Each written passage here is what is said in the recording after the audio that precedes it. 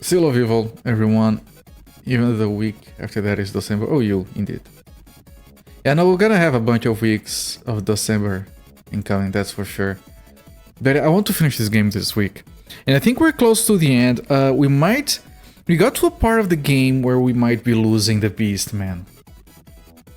Now the thing is, and this is really interesting, okay? Like Prince of Qin, Seal of Evil has multiple endings. I have no idea which ending we got in Prince of Qin. I think we got a good one. Because we became the king of China, or whatever it's supposed to be called, and everyone was happy about it. So I think that was a good ending. Now on this one I don't know how it's supposed to be, but I do know that we got to a point where we unsealed the evil. I can use Minesweeper's pre-DOS filler. If I finish early, I'll probably just start December earlier. It's fine. In Solitaire. I mean, there are plenty of games that I can play, but sometimes I go into a game thinking, oh, this is gonna be like one stream, maybe two. And then it goes on and on. And sometimes I get a game like Beyond the Limit, which I think is gonna take me like 2 weeks, and it's like just one day because the game lies to you. Anyway, The Legend of Solitaire. Yeah. Shin Solitaire Densetsu. The new Legend of the Solitaire. So yeah, what happened last stream? We unsealed the evil, we got a bunch of skeletons, got a nice neat looking boss. We were told that we fucked up, like it was obvious, everyone tried to warn us, we ignored everyone because we're shitheads, whatever. And then freaking the wizard guy keeps saying, you're wrong, we didn't do anything wrong, God of War is good, he's called the God of War but he's just misunderstood, man, fuck that guy. So the deal was, we were going to go back to Biabawe, I never know how to pronounce that, we're gonna go back there to defeat the God of War before he resurrects or something. Man, God of War, this is a different game now. And the Beastman was going to go into the tomb to deal with the seal itself. Now here's... Desert Bus is only 10 hours for one loop. For one loop. I'm not doing Desert Bus. I do not have enough material to fill up the silence. Simple as that. So... here's where it gets interesting, right? There is a duel where we fight off against the guy that wants to be war chief of the Beastman tribe. And if we lose, we don't go into the tomb with the Beastman. The Beastman stays in the party. Now, I think that will lead to a not best ending, because I assume that guy is full of shit and he's going to fail. Now the second alternative is we go into the tomb to unseal, reseal the evil, whatever. And we manage to do it, but the Beastman dies in the process. Right, we haven't gone in there yet, but I think that's a possibility. And the reason I think that's a possibility is because third possible outcome, and this is just me speculating here, is we managed to seal it successfully and survive because we have the sword. And the reason I say that is because there is like spoken dialogue during the cutscene saying, oh, we got that sword from before, maybe bring it with you, it's probably important or something. And, you know, because it's spoken dialogue, that means it's relevant to the story, it's not random stuff. And the sword itself is optional, like it's a very difficult long quest that we did at Skylake. That gave us the sword. We have been carrying that sword for like 20 something hours now, and it wasn't used for anything. It's not equipable.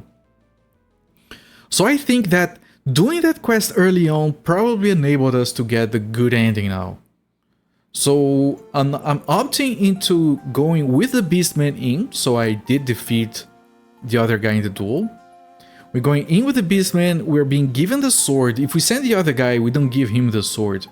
So I think that's also relevant. I have great stories. Sometimes, yes, life in Brazil can be pretty wild. Have I told you guys the one time when I was a kid, I almost ripped another kid's ear out? Sort, no, not really accidentally. It's kind of intentional. Anyway, no, let's not get derailed right now. So I think that's the best option, best shot we got at getting like the good ending here is we going in ourselves, we take the sword, that's what we're doing. Now, because we're locked in there with only the Beastman, I loaded up a previous save game and I crafted a bunch of stuff for him and I leveled him up properly. Now, I couldn't craft really good stuff for him because I need to go back to town to train my crafting. Because if I try to craft good stuff, it tells me I need advanced level, which I have enough of a character level to train, but I can't get back to town right now. So I crafted as good stuff as I could. It's better. Anyone has done this? It was a Guitar Hero controller. That's boring. Like the reason Half-Life was just the right amount of difficulty to do Desert Bus with the Guitar Hero controller was because it requires like a mouse to be played, and that gets tricky. Desert Bus is just like literally it would be me just press. If you need more filler besides that, you could get a haircut while you bus drive. This one guy, I don't know why I was watching this guy playing Euro Truck Simulator. And he started to do a thing where, because Chad was pestering him and he was like, started to pretend he was a bus driver and the chat was like children in the school bus. And he like brought a mirror over and he started to play by looking at the mirror with his back to the camera, and he's like, shut up back there. And I don't know, it was kind of fun because he was playing and looking at the mirror, so controls were inverted, so he messed up a lot. Anyway, that's enough talk. Let's move back here. 37 hours pretty much of Seal of Evil. I want to see how that dungeon goes. I'm really curious to see. I hope we can do it. I think that if you can't do it, you wouldn't be able to defeat the guy at the duel. I think that the duel is kind of like a test, right? If you can win the duel, you can do the dungeon. The game is well designed enough, that's how it's supposed to work, right? Settle down and back is a great thing. Yeah, no, that stream was fun to watch. Because he just streamed with his back, and like he had a green screen and everything, so he kind of almost, because he was in the corner, he kind of almost looked like he was driving. And he kept looking back to talk to chat, and it was really good. I think he pulled something that so he could read chat while facing away from the camera. Anyway, I'm gonna start the timer, and this guy's leveled up. I saved after refilling his health. This is like I managed to somehow get a set here: Ancestral Thunder, Igneous Thunder. This is a Thunder set. So they get this golden bar around it, which I think means we get some bonuses. I don't know if we do. Everything is properly activated. This is level 14. This, I couldn't get anything better here. Like I spent, like I swear, 20 minutes trying to craft a ring. Our crafting system is really annoying because I tried to craft an earthen ring and I kept failing and get something else. And when I did manage to get an earthen ring, it was like jacked. Like really shitty stats. But yeah, this is level 20, I upgraded this. This is level 16, this is also level 20. This is the sword, which we can't equip. It's a quest thing. And all of our other inventories are empty because that stayed with the rest of the party. You can mirror things in OBS. This mirror would have made it normal. I have no idea, because he didn't prepare for it. Like, he was just playing, then we realized I could try to do this thing. Which is like the best kind of jank. Anyway, we started level 4? Can I go to the 3rd level? It lets me go to the third level. I'm gonna reload because maybe that's a bad thing. The 4th level is the last one before the seal, so I'm gonna follow the guidance of the game and just head in. Okay, so it's like 2 hits if we hit them to kill these guys. 3 hits. Hopefully the game is like merciful and gives us like less enemies. It doesn't quite look like it though. If you had chat on screen. Right, I have like my main monitor. I always play these games windowed, so I have chat like on the background here. And I also have chat on OBS on my separate screen, so I have 2 instances of chat.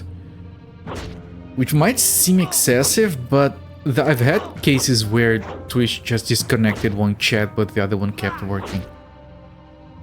And that's particularly important when I'm playing a game like this that just holds my mouse hostage. Now, I think the entrance was down the middle, so I think I want to go here.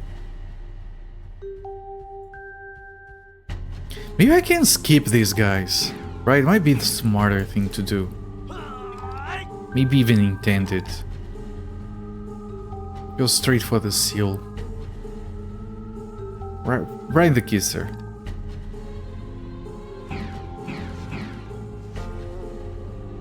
Right. This might be smarter, yes. Unless the game doesn't let me go in. Here we go.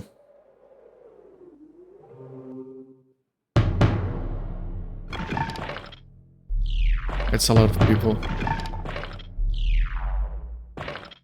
Come on! Even if I die, I'm not letting you leave here!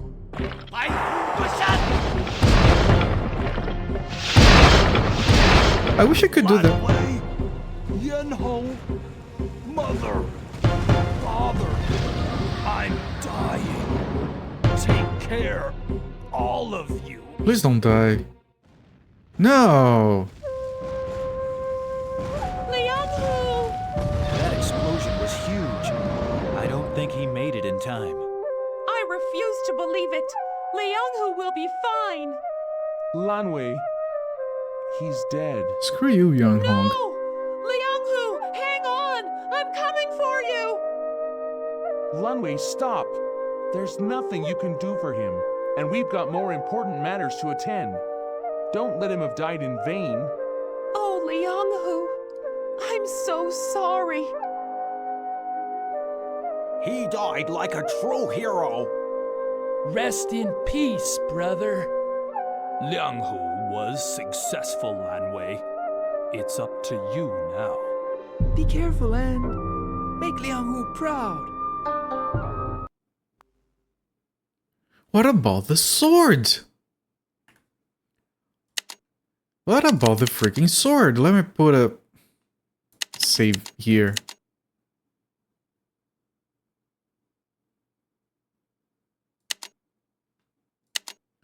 What about the sword, though?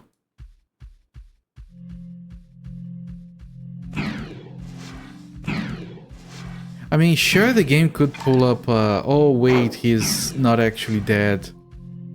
At the end, he just shows up. It was just a flesh wound. I'm fine.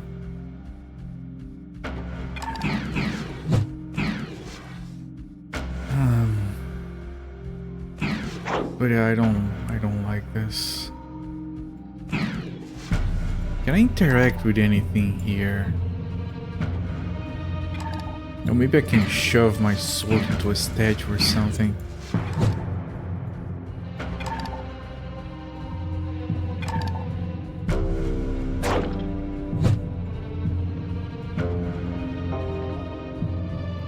I remember this weird room that had nothing. It still has nothing though.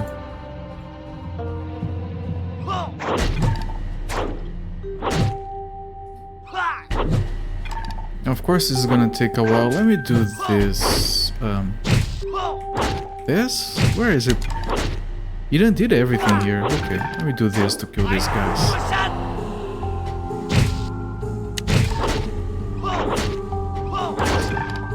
Just so I can do some searching.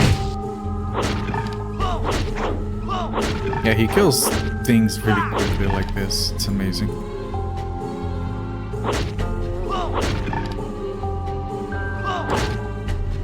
Just an efficient killing machine.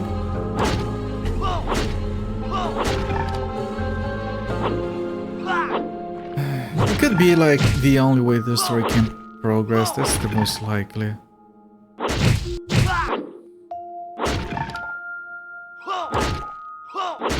But we have the sword. Does it change anything if you don't have the sword? You know what? I might try doing that. Like, can I delete the item? Can I drop it? Okay, I dropped it. Let me see what happens if I go in.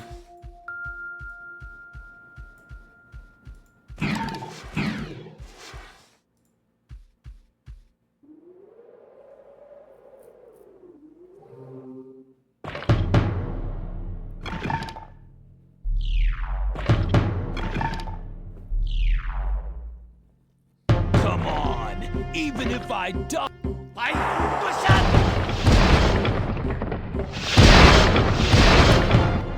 It looks like the exact same. Liang-hu! That Oh, he rest, Liang. be careful. Yeah, that didn't change anything. I don't know, man. Maybe there isn't anything I can do here. Well, yeah, this inventory is all messed up because I was crafting shittily.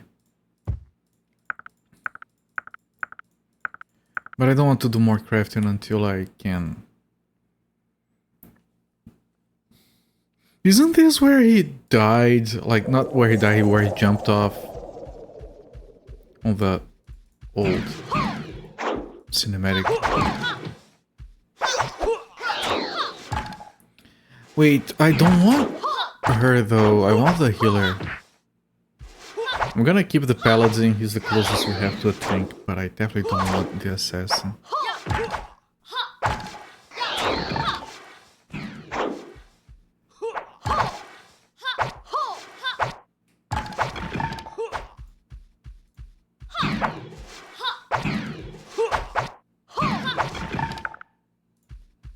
Ribs.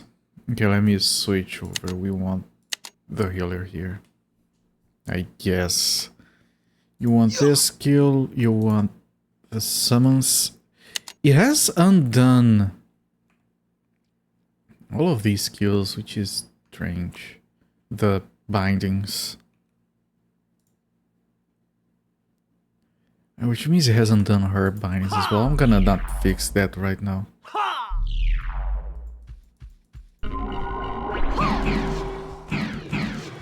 Well, I can fix it while they're fighting. Let me see if I can remember. This was here. Pretty sure this was here and this was here. And this was here. I think that's it for her, and for him I don't care. And I have to craft and level up, but only after I find a freaking... That thing already died.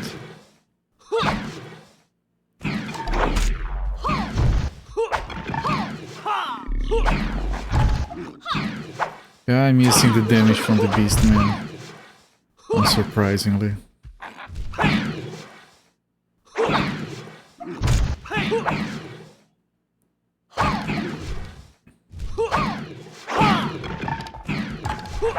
Volume is a bit loud because of the cinematics. Always have to max it out for the thing keeps dying behind me.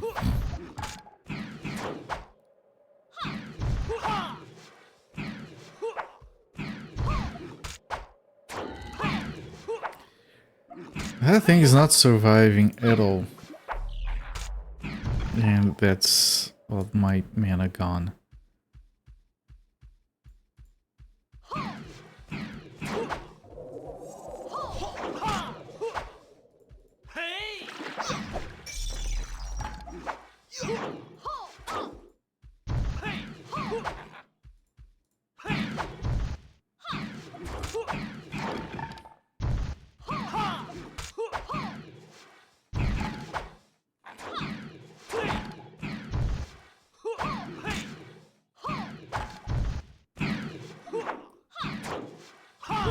I just realized this guy makes a nice sound when he attacks, like a oomph, like a fiery oomph.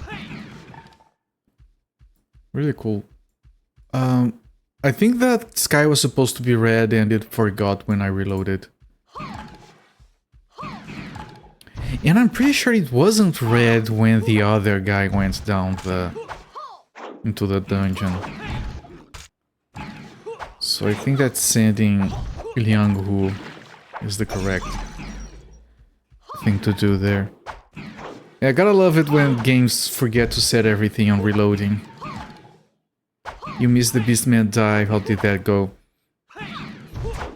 It was weird. We go in, he does this cinematic where he kills everything, including himself, collapsing the tomb on top of him. And then they talk about, oh, of course he's dead, and then he shows the other guys, well, thank you for your sacrifice, whatever. And it doesn't change based on whether or not we have the sword. I tried dropping it on the ground and going, and it did the same thing. So it didn't end well. I'm holding on to hope that it will be like, oh no, I didn't die, the sword saved me, or whatever, but for now it doesn't look good. Are you not... Did you disable the auto healing? I don't think you did, man. What the hell?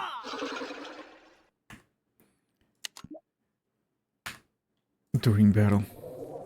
Anyway, Sunfall, I want to ask you something. You were talking to La Folie about Picross last stream.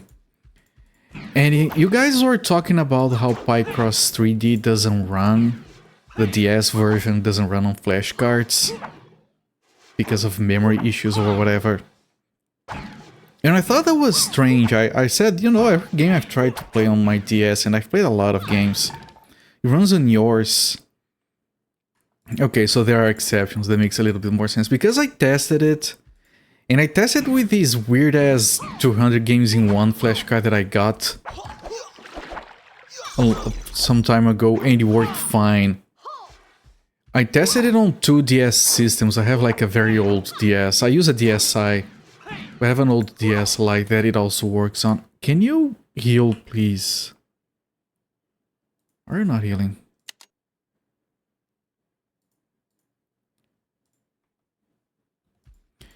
And then I picked up this really old Ace card that I have, that I stopped using because it's blocked on my DSi. And it worked there as well. So I figured I was doing something wrong.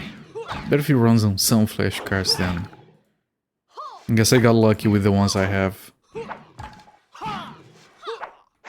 Can you please heal him, man? God damn it. Also used to be able to crash even your flashcard when with DS downloading still worked. Picross 3 could download additional puzzle if you download too many fucked up on yours. Interesting.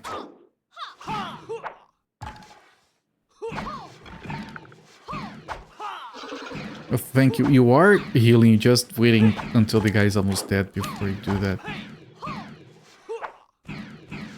Alright, no, good to know. That clarifies things. Also took the opportunity to test if GBA games were working on my DS.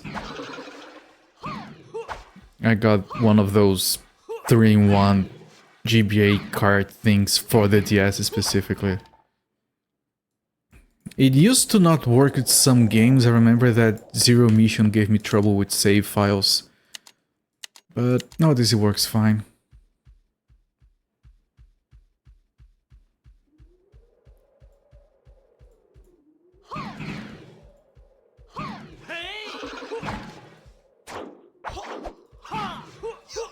Why can't I just get to a town first so I can actually craft stuff? My paladin's probably equipped like garbage.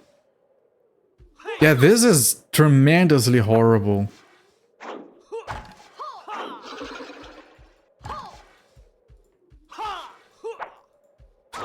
We lost our best character.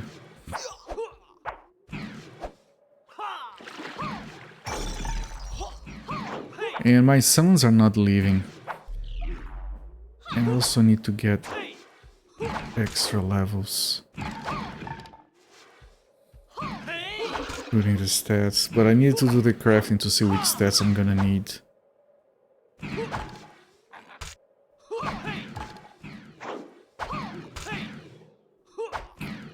Did you play any of the puzzles in Picross 3D? No, I did like all the tutorial and like 4 or 5 puzzles on level 1. Because I know that some games will boot up but crash later. Like in general, not for me. I've never had problems getting TS games to run. Yes, the letters.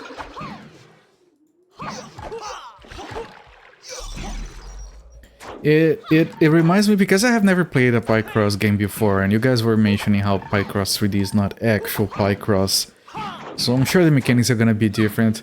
It kind of reminds me in general of Sudoku, where you kind of mentally mark things out. Like do this, you exclude things mentally and you're like, okay, if this number is here, then I think I'm gonna enjoy it. I just don't find playing the DS to be the most comfortable thing. Which is a problem I have with portable systems in general.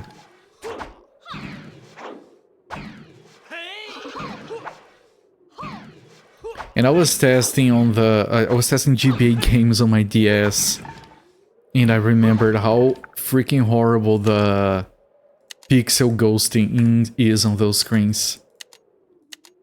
Like, I'm running around, like every time the screen moves, you can literally see the borders of the platform shimmering. It's charming, but it's also horrible. Yeah, it does. Oh, we are fighting with the Thunder Beasts now. Interesting. Yeah, the DS, it does get uncomfortable on your hands, especially if you're playing with the stylus. I really dislike games that force you to use the stylus or touch the screen. Like, I played through, like, Princess Peach game on DS, which is kind of fun. It's a simple platforming game. It has these special powers that you have to press on the bottom screen to use. They had unused buttons on the controls. Like, why force me to use the screen? That's just to be annoying. I don't like touching the screen with my filthy fingers. So I played with a stylus nestled between my fingers, so that all the time I have, okay, press this, okay, press that. It got really annoying really fast. But it has a touch screen. You touch it, touch it, touch it. You have to touch it.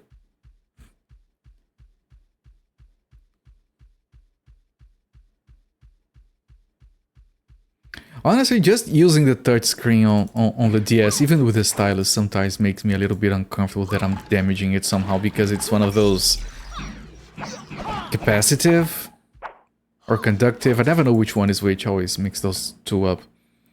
One of those screens where you have to press down to make contact. And it always makes me uncomfortable to use it. I remember playing through Elite Beat Agents and being, man, I hope I'm not ruining everything. It's a very fun game, but okay, we're dying here. This is horrible. A lot of games are just gimmicky that way. Yeah, the Wii is kind of like that as well. Except the Wii has so few buttons that some of the time you kind of are forced to use waggling as an input. I get it. I don't like it, but I get it. Beat Agent's amazing rhythm game, yes. Try maps on Ethernet. I've played games that I really like using the stylus on the Professor Layton puzzle games. I really like Professor Layton games. In general. Like, they make good use of, like, moving things around with the stylus. It's a very human interface.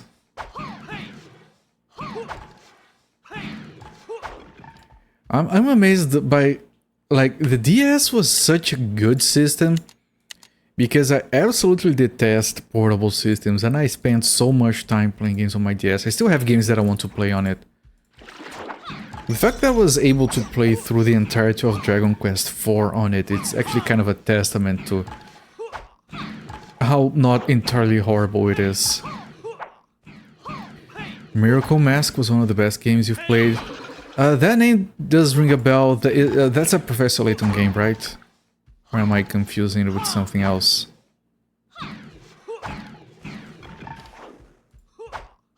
Yeah, the third one. Alright. I do have it on my big list of games to play. I've played 2 Professor Layton games so far. They're very whimsical and fun and chill.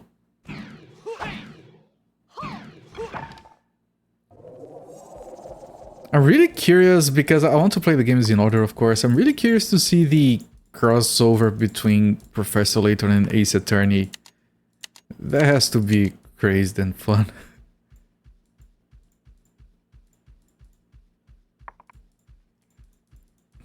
I've played like...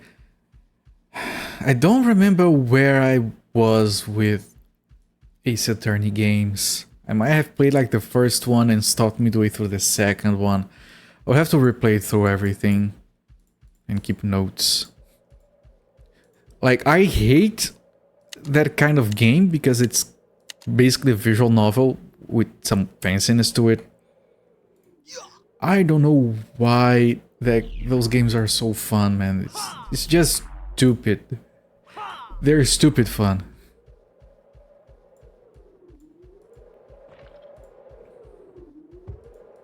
I'm running out of space here eventually, if I don't get to a town soon.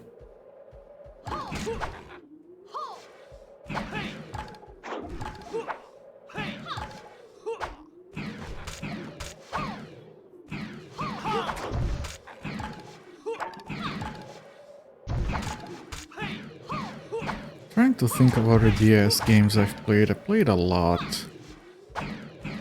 I played Dawn of Sorrow, which is freaking masterpiece.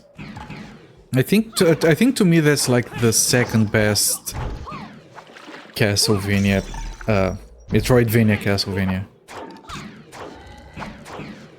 At least from the ones I've played, it's really freaking solid. I need to give Portrait of the Ruin a second try someday. First time I tried it, I didn't like it much.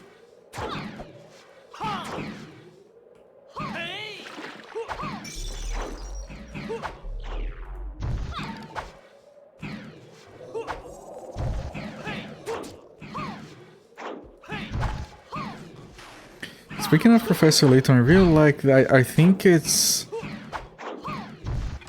Mr. Raiden that has those emotes, Moon Logic emotes, where it's just Professor Layton's sidekick with a hand on his chin, and then has an animated version which is the same one but spinning. I really like those emotes. Number 4 for you, so Symphony of the Dark, agreed. Ecclesia and Area of Sorrow, I haven't played those yet. I'm going to play through those in order eventually, which means I'll get to Portrait of Ruin after playing those games, so I'm gonna like it even less probably. But I always heard good things about Area of Sorrow. It would probably answer a bunch of questions that I was confused about when I played Dawn of Sorrow, because it's supposed to be a sequel and I couldn't follow the story at all. Portrait of Ruin comes before Ecclesia. Oh, Ecclesia is on the DS. Isn't there another GBA Castlevania other than Area of Sorrow? Because I thought there were like 2, maybe 3. Which is why I assumed it was gonna be before Portrait of Ruin. Circle of the Moon. There you go, thank you. I think you did mention that you were not like the biggest fan of it. Harmony of Dissonance, yes.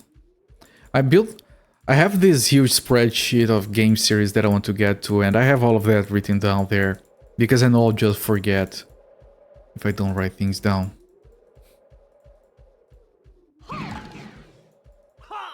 They kind of re-released those games on Steam recently. I don't know if there's a point to playing those versions instead of the originals. Circle was a bit rough compared to the real Igavanias. I can imagine. Okay, I have to pull back again. And I haven't saved in a while. No, I have. I haven't been saving. Jesus. Not good. Maybe we can pull them into this guy and have this guy help us.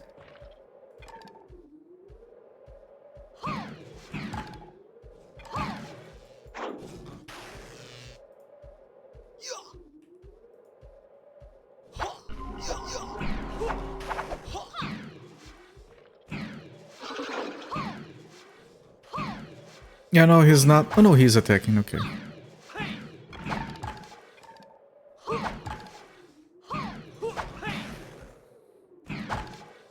Re-release of Dawn of Sorrow changes the boss glyph seals to quick time events, which is way better for many people. I know that I've seen people complain so much about the seals on Dawn of Sorrow, and I was like, what seals? What are you talking about? And then when I saw someone playing it and having trouble with it, and I was like, oh, these, I barely remember those. I didn't have any trouble with them. They're gimmicky, of course, but I guess I got lucky. You didn't have trouble with Stylus Beats? Yeah, same for me. Scimitar couldn't stand, had a ton of trouble with them. He's not the only one. Yeah, that's... I didn't read all of your message before agreeing with it. Yeah, a lot of people have trouble with that.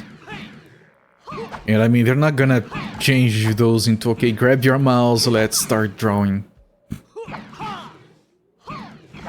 But that was just a gimmick.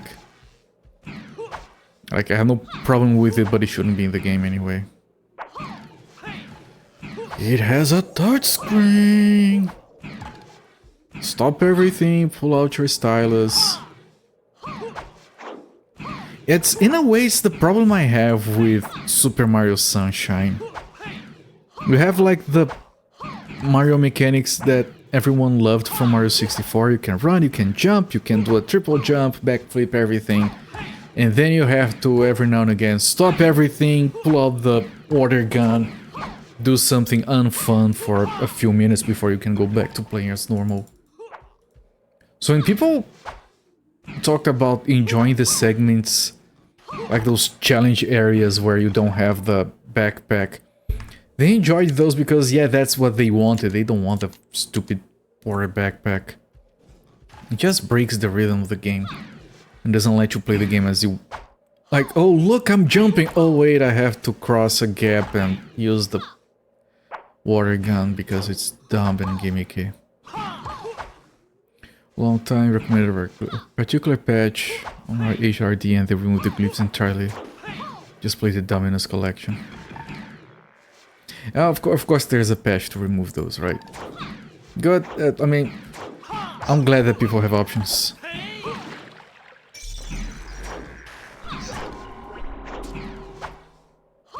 If I had trouble, I would certainly not shy away from resorting to those.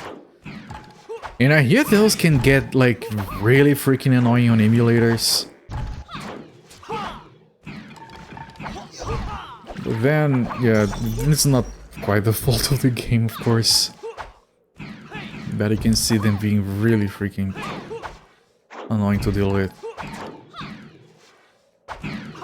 Still need to play, which I'm probably not gonna do anytime soon because I have so many Zelda games I haven't played. I still have to play the Switch version of Skyward Sword, and that version allows you to play without the motion controls, of course, and I'm curious to see how they changed some of the puzzles.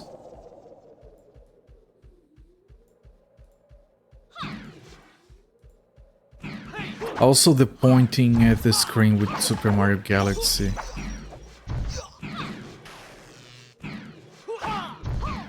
The motion controls on Skyward Sword, like, they turned off a lot of people from the game. And they were gimmicky, but they used it in interesting ways.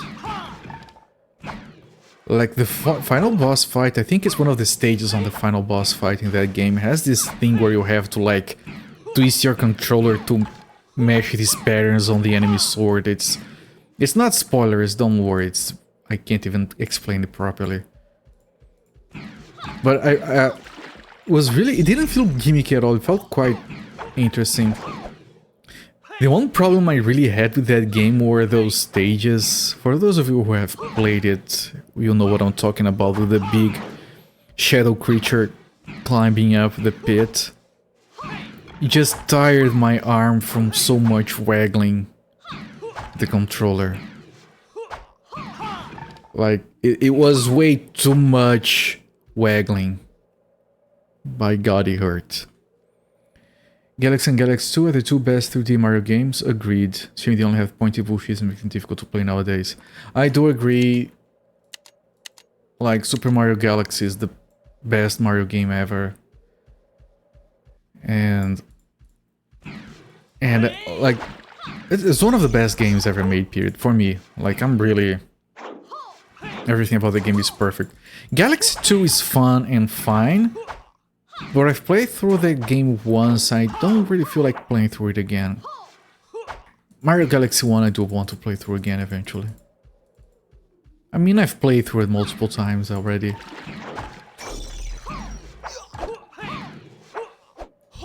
The music in that game, man, holy crap. My TV is not staying on today at all. Keeps turning off.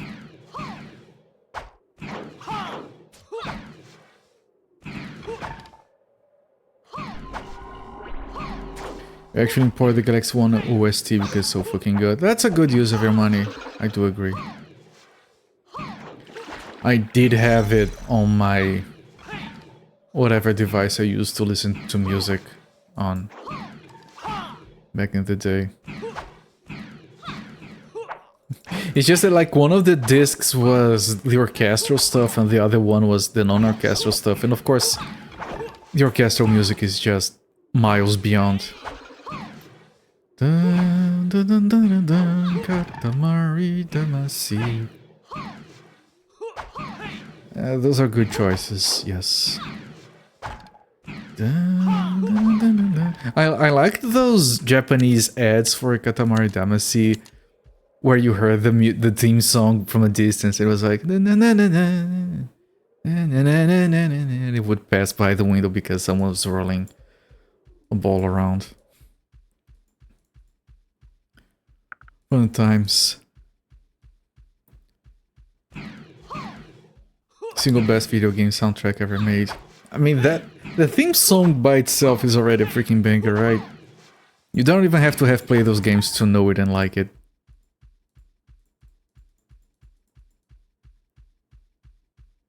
I also really like the original soundtrack to Red Dead Redemption. There was this short documentary, I'm pretty sure it still is on YouTube, showing off how they wanted to get like the right instruments and effects to evoke like Western music,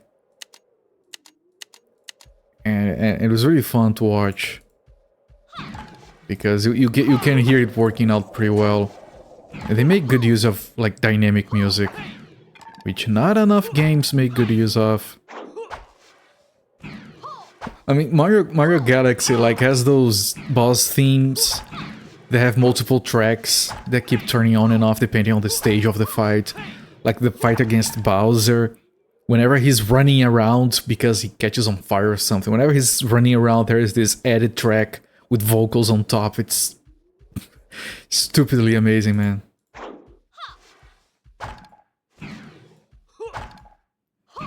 New Factory expansion has really, really good dynamic music. Ah, yes. Crack cocaine. I should have that again someday. I'm thinking of... I've been itching to get back into No Man's Sky. For some reason, man. I know it's going to eat all my time again.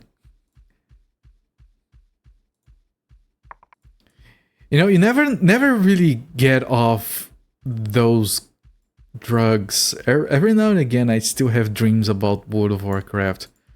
I know better than to reinstall that That I think is meth. That's beyond crack cocaine. That's crystal meth.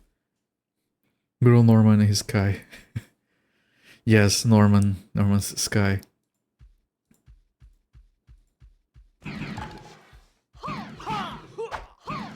I remember buying that game when everyone just hated it. And I played it and I thought it was fine and fun. I didn't follow the hype of the promises, so I didn't really care much.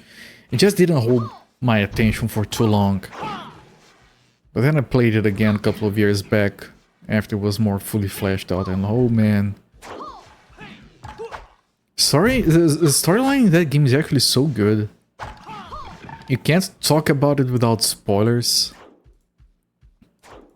But for a sandboxy kind of game, the story is surprisingly good.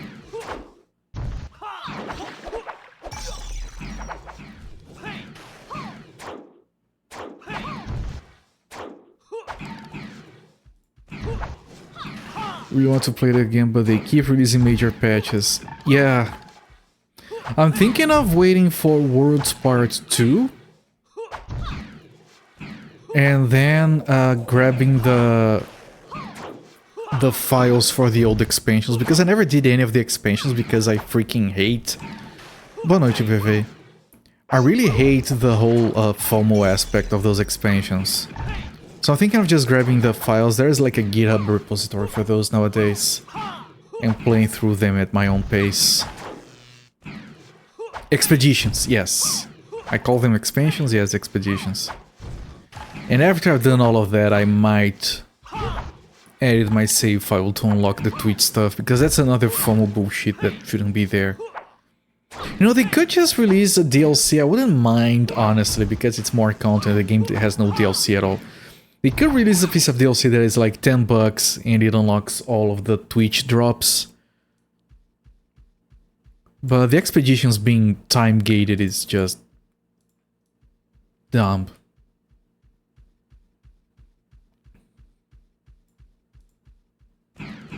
Also, the expeditions need to be played like... You have to, like, block the game on your firewall to play the expeditions. One of those expeditions has a thing where one of the goals is to find an uncharted system. And everyone starts the expedition at the same spot, so all systems around it are charted, discovered. So the longer you take to start to do that expedition, the more impossible it's going to be to complete that goal. So if you just block it on your firewall, then it doesn't realize the systems are explored and it doesn't matter. Like, half the time I've spent on that game I had it blocked on my firewall because of that kind of stuff.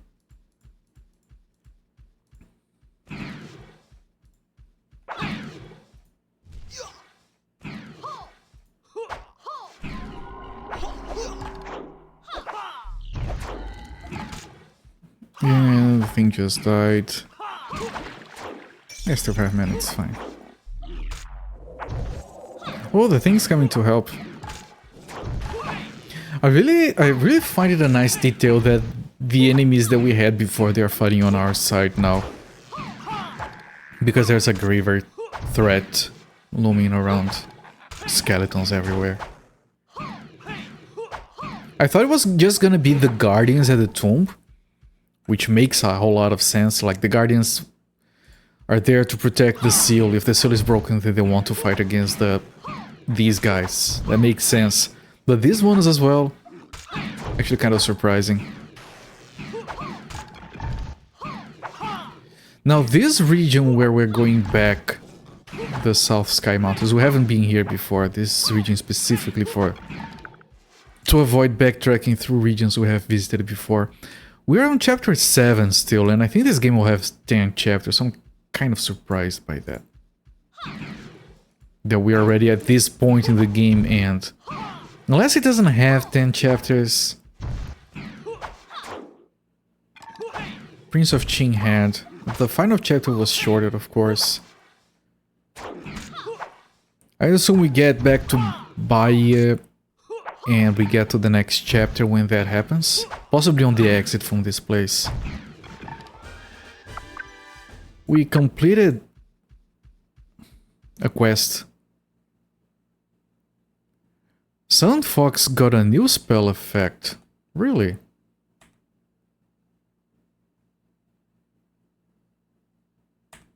Which spell effect? Can I summon more now? Or is it different? No, we can only summon 2 still. Okay, we completed the quest, so the exit should be right here. I'm gonna put a save because it might just trigger when we approach.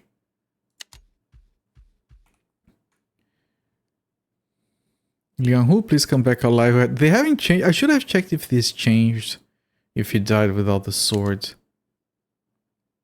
Yeah, this quest is gonna fail eventually. Didn't we just complete this? All skeletons in the South Sky Mountains have been destroyed. Okay, but this is a different one. The town of Lingnan. Chapter 8, as predicted. Quest failed as predicted. Lanwei, wait. It's Liang Hu. He survived, everyone. Liang Hu, you're still alive. Thank you, game. Don't cry. I'm back. His voice is different, Be though. happy for me. On the... I can't believe it. Liang Hu. when he first speaks. Tell us what happened. The sword? When I entered the seal chamber, hordes of demons fought to claw their way out of the hole at the center of the platform. I had no idea how I was going to get past all of them. Before I knew it, though, the Kunwu sword flew out of my hands and embedded itself in the platform. The demons were suddenly yanked back to hell. The tomb then started shaking wildly, falling apart everywhere. I barely managed to escape before it collapsed entirely. The sword. I had no idea the Kunwu sword was so I powerful. kind of did. I tell you, Nice. I thought I was a goner there for a moment.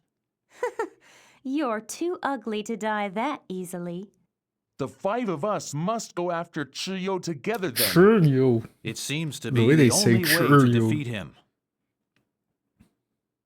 One more thing. I brought out all the Empyrean stones with me. Oh, crap. They trapped Chiyo once.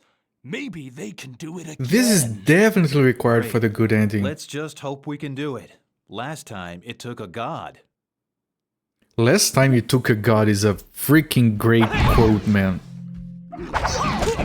There's dead people on the floor, by the way. Okay, survive here. I want to talk about this game. Give me a moment. So, not only does the sword allow him to survive and come back to the party, which is like not that relevant considering that, you know, we could like have sent the other guy in to kept our beastman with us. But because he came back, he brought the Empyrean stones back, which are required to seal the God of War. So you can't seal the God of War back with all the stones, so you can't get a good ending if you don't get the sword, which is optional. And this is crazy, and I'm amazed that it worked out this well. Freaking fantastic game. Welcome in, Jankito. I thought I was a gunner. How close are we to sealing the evil? I don't know, last stream we unsealed him. But we got the stones back. Yeah, they're glowing, chat. They're glowing. We finally have all 4 stones. Can you not die? Jesus Christ. I need my beastman back, but I can't. Can I pull everyone? I can't pull everyone back. I can pull everyone back. Let me bring back this guy. There we go. There we go. Thank you for your service. We have the beastman back. Outstanding. Can I set up his skills?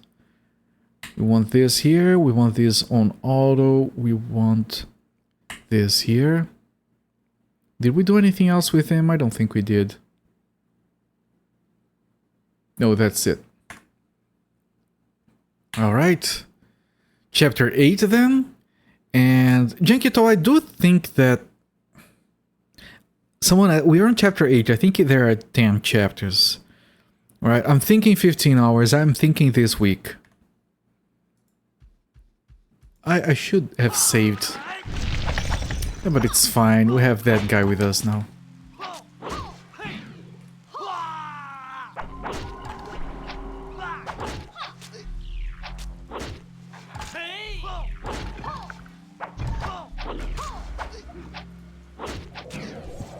Is it raining blood?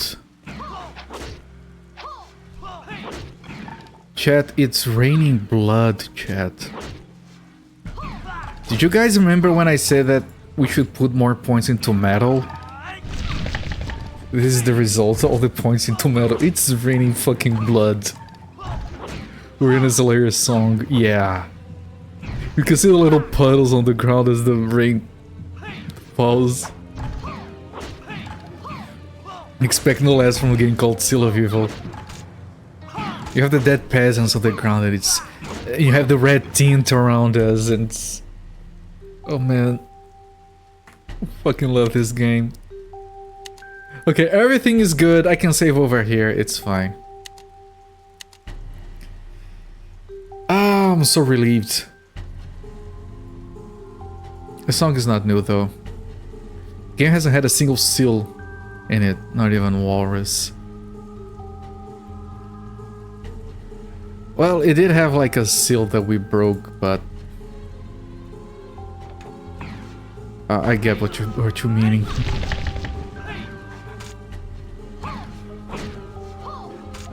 Well, if we do get seals, what if the final boss is like a huge seal going?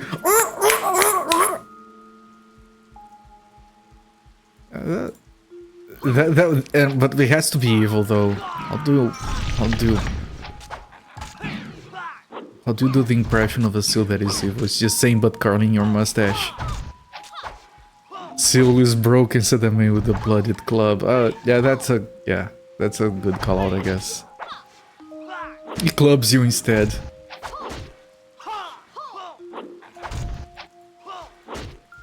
Did you? That's a good string title, right? Did you hear about the Seal of Evil? It went clubbing in hell.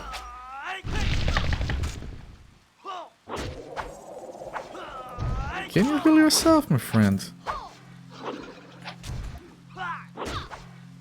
Really just the seal of appropriate revenge.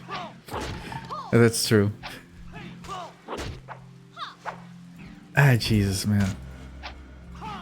Only the Beastman does decent damage here.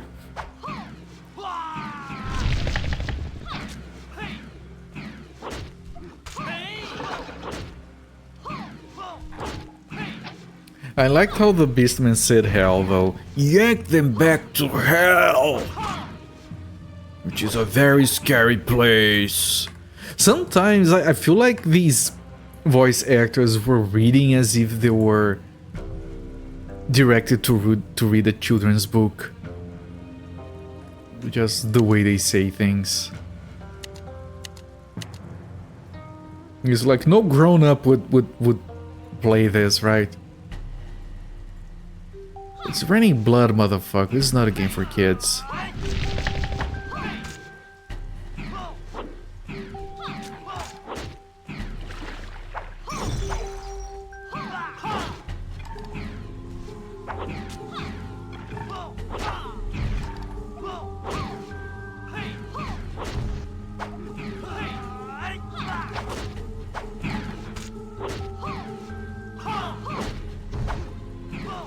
Yeah, we do need to improve our gear. I just need to find a blacksmith to train up. I'm gonna make such good equipment when I do.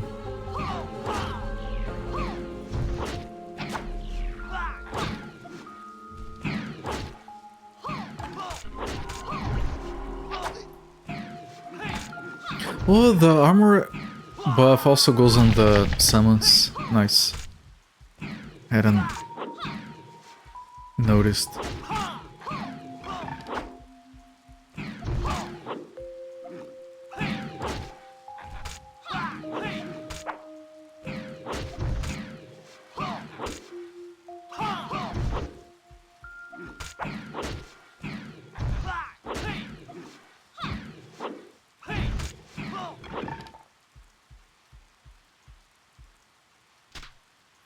Setting the planes of fire, that's for the beastmen, yes.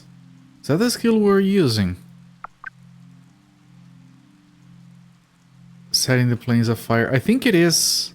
No, we're using Quake in Heaven. Are we?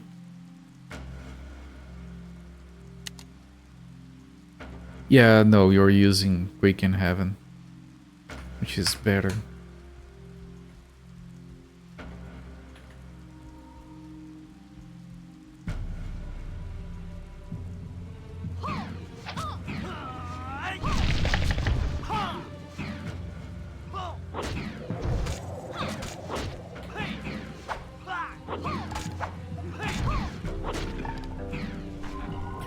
And I find it interesting that even at this late stage of the game, controlling all three characters is still very manageable. Like, we're using buffs and debuffs and spells just fine. I know I've been hammering on this a lot, but we've played 3 games like this before, and all of them had the same problem of skills we couldn't use because we couldn't manage everything. It was just too difficult. And here we can use everything without even pausing.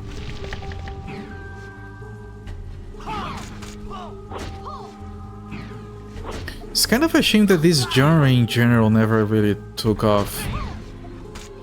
Like Diablo-likes, I like modern Diablo-likes that are very action-oriented, but that's the thing, Diablo-likes went into a very action-y direction. Didn't leave much space for this kind of stuff. I wonder if this is going to... Rustic Paw. Rustic Paw, that looks weak actually. It's very weak. I think all the skeletons are gonna respawn when we leave, but there's a guy here, maybe we need to talk to him. Old man. So many monsters running around. The world has gone crazy. We are to blame. We did not accept Wu Jing's advice. I'm afraid we unleashed this disaster. Yeah, she's very... Yes! It's horrible, isn't it? My bad. What?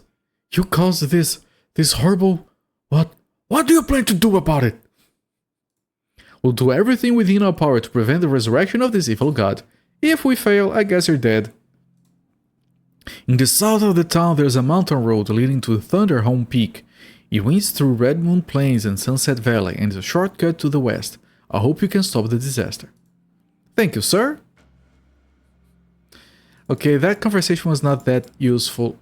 I can't leave if that thing doesn't move. Thank you. It blocks the exit. Oh, I think they didn't respawn. You know, I need to revisit Thunderhome Peak. That's where we have to go. Red Moon Plains. Huh. I want to see if I can find the freaking... This is a lot of people. Let me... see if I can find a blacksmith.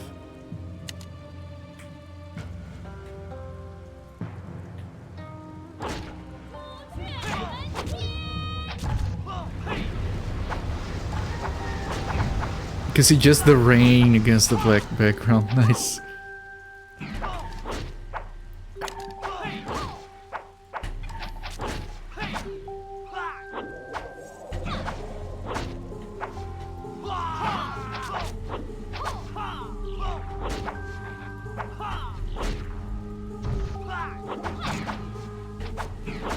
Yeah, we can go here.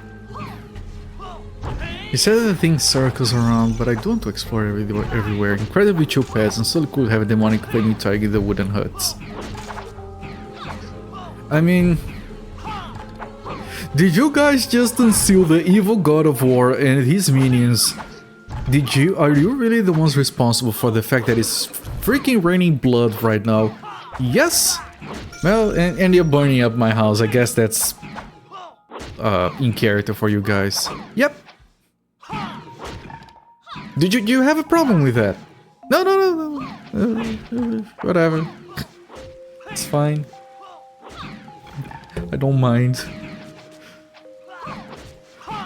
Please don't unleash more gods of destruction. First the instant evil god, now this. What a day.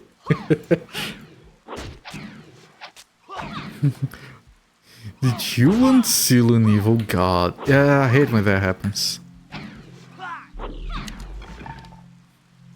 We thought he was not that evil. Yeah, this is why I don't want this. Someone has a case of the Mondays.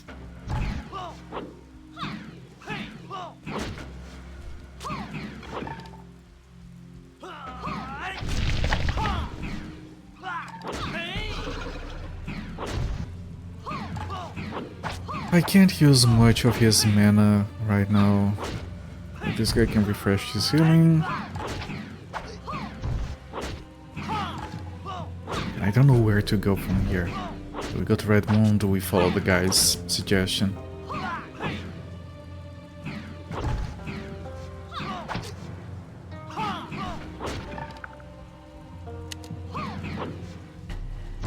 At least these guys didn't respawn. If I get to a blacksmith, I'm gonna get so much stronger. This shit is gonna go by so much faster. Come on, game. You know, this game did a thing that modern games don't do. Which is, instead of, oh, modern games are like, oh, we could give like a really freaking gigantic inventory to the player.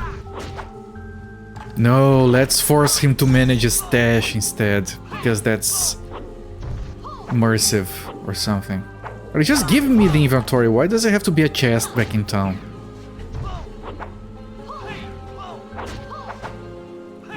Oh, I forgot my items are on my stash. I have to go back to town to check my items. It's just busy work. You know, the one thing this guy is missing, he's missing Immolate. He should be lighting up the guys on fire around him, doing damage over time. That's the one thing he's missing. Because there he was surrounded by enemies, that would have been very efficient.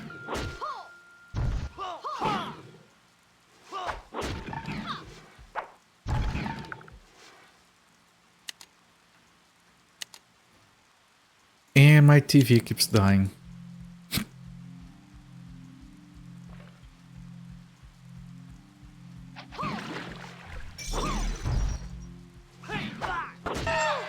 Thank you.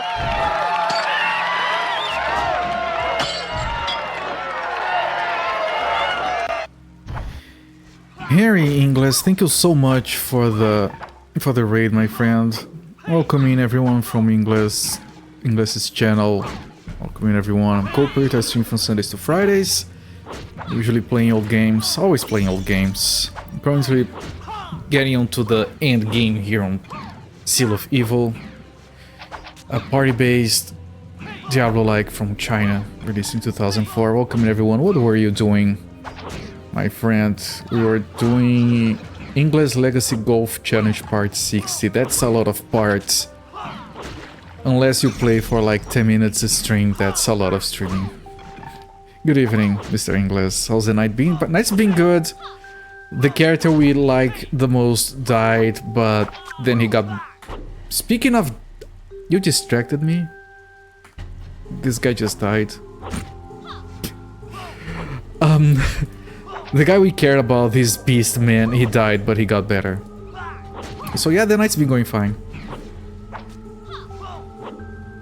We are in a town where it's raining blood. It's literally raining blood. It's really, really fancy, yes. He's playing every PS2 era and earlier golf game every Sunday. I hope he likes golf. The challenge was a bad life choice, I'm gladly living with it. Currently it's all Commodore 64 all the time. There's a lot of golf games on the Of course there are. Like, if it is and I'm not saying this to... I'm not saying this to criticize your life choices, but if it is a dumb genre, then the Commodore is chock full of it. I thought you were dead. Well, yes, but actually no. Yes, exactly. We watched him die, everyone lamented his death, and then he was like, I'm fine, the sword saved me. Which is something I kind of predicted. I said, you know, either we messed up and he's truly dead, or the sword is gonna save and he's gonna show up later. Oh, a lot of golf games on the Nintendo 64, on the Commodore 64. Assessing skill. Well, eventually get to good golf games. Do you have a Wii with a Motion Plus controller? Because I swear to God, PGA Tour with a Motion Plus controller was so freaking fun. I got to a point where I could play with my eyes closed just by feeling the ball hitting, because you can feel it hit the Wiimote. You can like tilt the controller, and like if you really feel like your movement matters a lot. I got really good at that game. He's been playing UFO 50 on recent Saturdays. I should play. It's modern Sunfall. It goes against everything I stand for on this stream. Plus everyone has played that already on stream. It wouldn't be new and interesting. Most annoying is most of them are just called golf. Of course they are. You have to like... Let me guess, some dumbass company released 2 golf games with the same name on the same year, making it extra hard. You got your hands on a Wii? It's morally a throwback. I know, but it's modern still. Yeah, like, not... It wasn't all PGA Tour games on the Wii that support the Motion Plus. Only the last 2 ones released, I think. I don't recall the details. But it was really fun, though specifically the ones that support the Motion Plus. Because like if you hit on the downswing and your hold is a little bit crooked, it affects it. You can get really freaking precise. Like you can be, how far do I want to shoot the ball? And you can get used to how much you spin and how fast you go, and you can get it consistent. Like that's probably the best use for the Motion Plus, and I've played a bunch of games that used it. 10 did. Oh, it stopped raining. Oh boo, no more blood. Does Wii Sports use Motion Plus? The original Wii Sports doesn't. I think it was called Wii Sports Resort. Was made specifically for the Motion Plus, but I don't think it...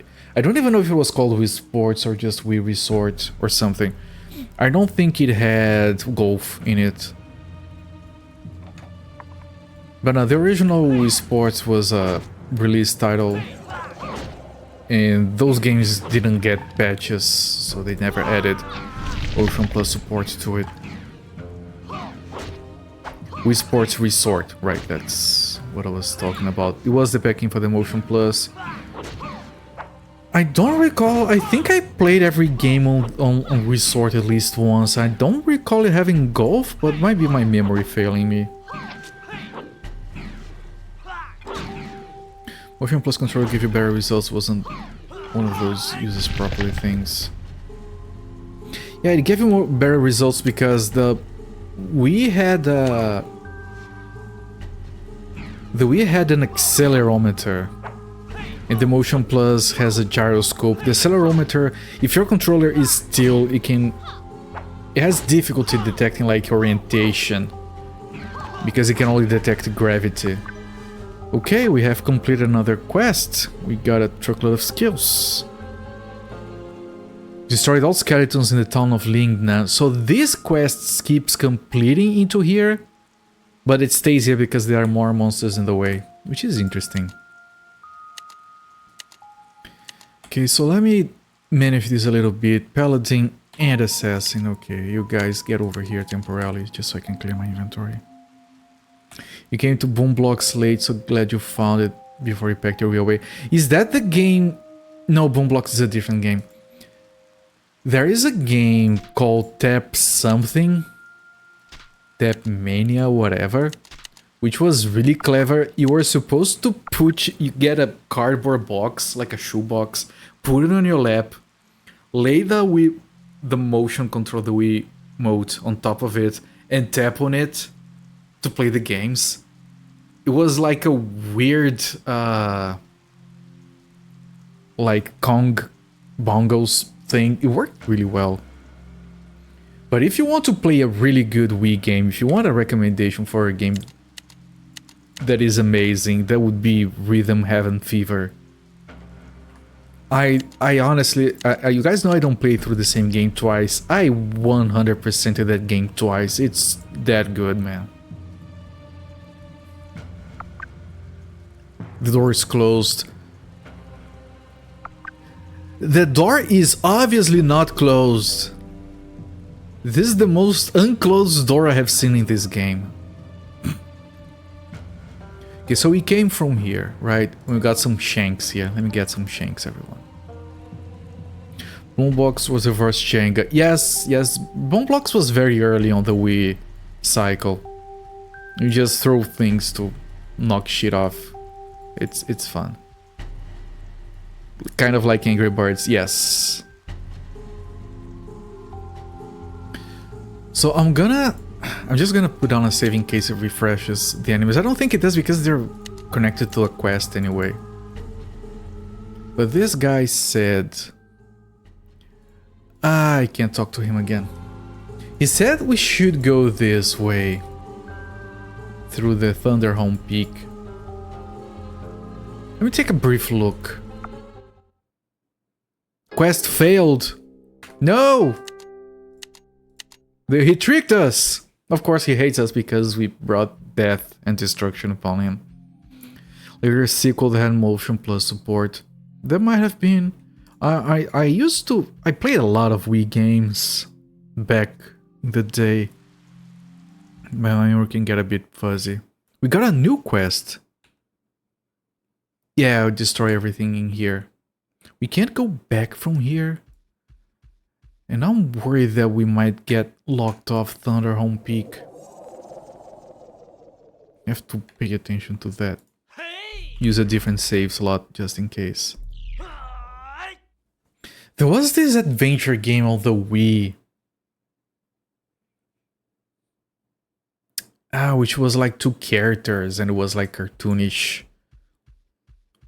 Like Jack and Zack or something. I remember really liking that game.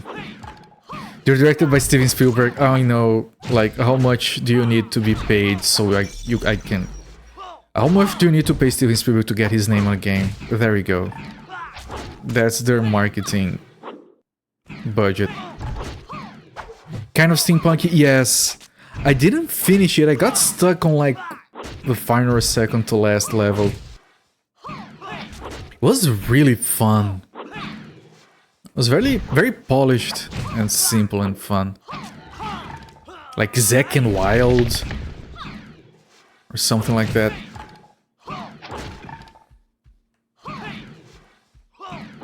Of course you had the Marios and the Zeldas. I'm not one of those people who are like absolutely adoring of Twilight Princess as a lot of people are. Oh, it's so dark and mature. Like, yeah, but that's not what I want when I play a Zelda game, but it was fine. Zack and Wiki, there you go. Yeah, that's the one. Zack and Wiki was really good. If you do have a Wii available and you want like an adventure game, the game is a lot of fun. It's a puzzly adventure game with distinct levels. Very enjoyable.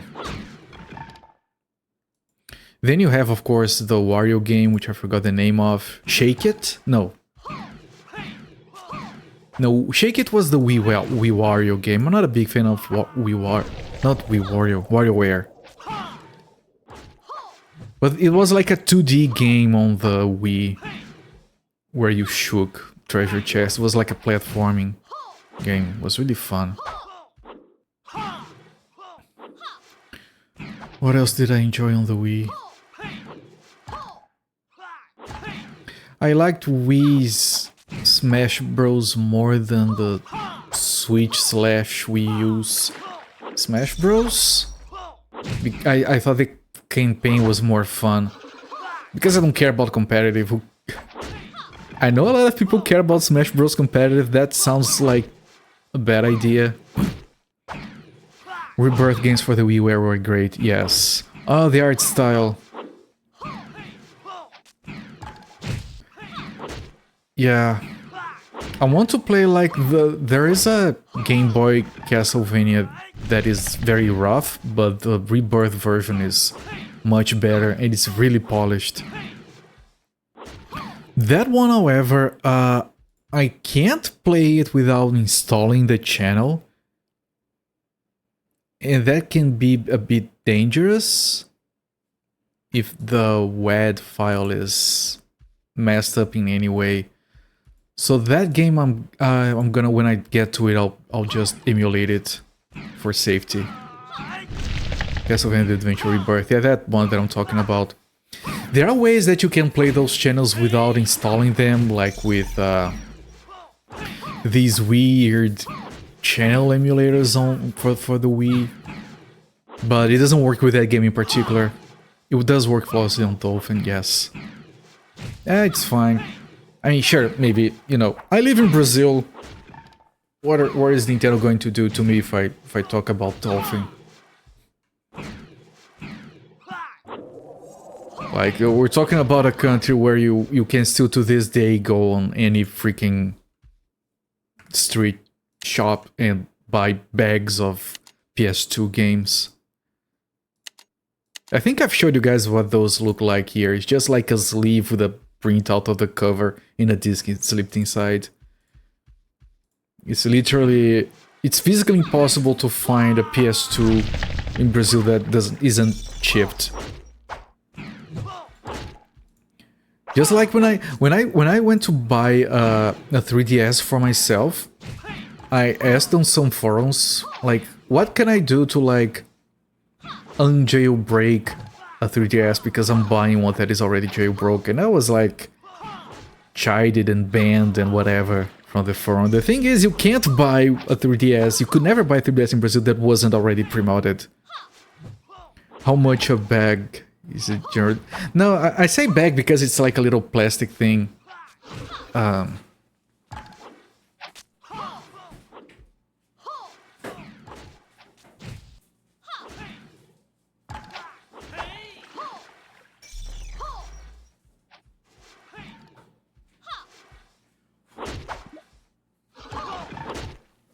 Hi. It looks like this, and yes, I do realize that the cover art is wrong. It's a plastic bag like this. This is for Red Dead Revolver. They just print the Red Dead Redemption and they write Revolver under it with a different font because they don't give a shit. And in the back you have, like, you know, again, same thing, Red Dead and Revolver written on top of Redemption. And they have screenshots, of course, for Red Dead Redemption instead. So people buy this, but it's a PS2 game. And then, you know, you pull this out. And there's like a... There's like a disc in here. Oh, they print... And here it says Red Dead... It says Red Dead Redemption here. Because of course it does. And it has tags for Electronic Arts, Konami, and Activision. How about that? And then I swear to God, man, I'm not gonna translate this on the fly because it's in Portuguese. It has a quote from the Bible here. That who lives in the hideout of the highest, on the shadow of the Almighty will rest. I'll tell that of the Lord. He is my God, refuge, and my fortress, and in him I will trust. They have that written on the thing, so it becomes... This is confirmed... This is a religious game now, chat. It says right here. So... And this is like probably just the original game ISO. It's not like one of those weird modded versions. that you can go in and buy. I want GTA Rio de Janeiro or something. It's pre-modded on a disc. And they have a bunch of different versions of soccer games with updated rosters. There's this thing called Bomba Patch, which is very, very, very popular in Brazil, where it's just Pro Evolution Soccer, some version with updated rosters every few months. They just throw away the original cases. There is zero original anything in here, okay? There's nothing original about this. They just print the weird sleeve. Because the case would be more expensive than just a plastic bag. And no one wants to pay for that. If they had like a version that was in a pretty box and it was like 50 cents more expensive, no one would buy it. It looked legit to you. Man, if you ever decide to make the terrible mistake of coming to Brazil, please don't buy any electronics at a store, okay? If that looked legit to you.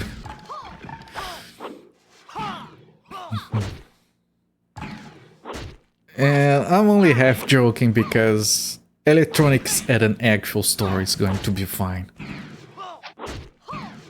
Like, you can't go out to a freaking department store and buy a PlayStation or a Switch, it's going to be okay. But if you go to a street store, they're... Like, I bought like a freaking Nintendo 64 controller where both the D-pad and the analog stick map to the same inputs, and it's all digital. And I didn't buy it online, I bought it at a store. I knew it was gonna be garbage, I just wanted to see it for myself how much garbage it was. You got a special edition that was in the box though? What was on the box? The Bible quote? In Portuguese of all things. Yeah, that's true, right? It doesn't... The disc didn't even have Take-Two on it. It had all those other companies instead. Producing and developing the best games, and for all of those to search for quality and the best performance above all of the factors of the market. This is like an advertisement for the company that makes these bootlegs. They develop the games, it says here.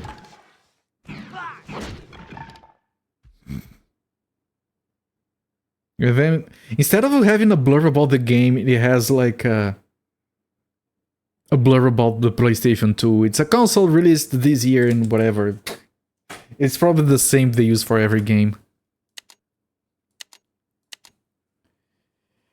The special edition Red Dead Revolver, no one thinks Red Dead Revolver is special. I tried to play it once, I do want to play it eventually. It's a weird game.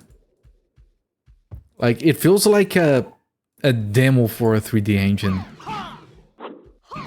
Like, when I worked in game dev, I think in the late 2000s, we had access to these 3D engines that no one hears about because they're only licensed. You couldn't just download them and use them. And some of the standard assets for water and stuff on that game, on Red Dead Revolver, looked eerily similar to the simple projects on that engine.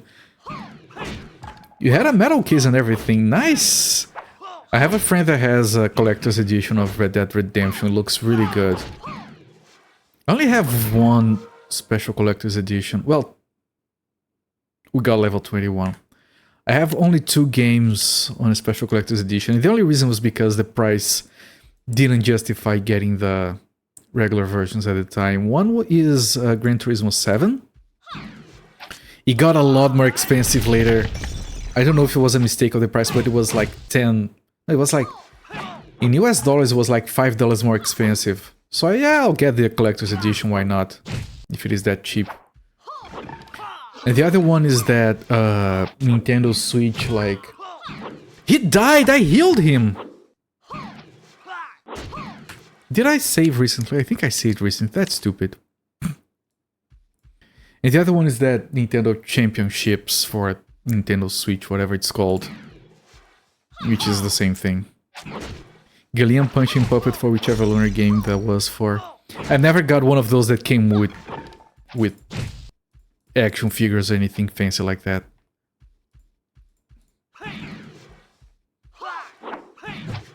Stop getting the America's edition, we got one with no disc, just a code. That's bullshit. That's very bullshit, yes. I don't... If I wanted a code, I would have bought a code. This one time I bought a game for a friend, a PS4 game I think it was, as a birthday gift. And it was sealed. It looked sealed. And he opened it up and there was no disc inside. I was like, oh, is this one of those shitty games that come with just a code? And I looked for a code in the case and I couldn't find it anywhere. And then I realized I asked for a refund from Amazon, got another one, and it was fine. Someone at the Amazon warehouse just managed to pull the disc out of the case while keeping the seal looking intact. I wasn't even mad, I was kind of impressed. Those metal cases, they look really good though. Well, I have a collector's edition of Spore. It came with some really interesting looking books.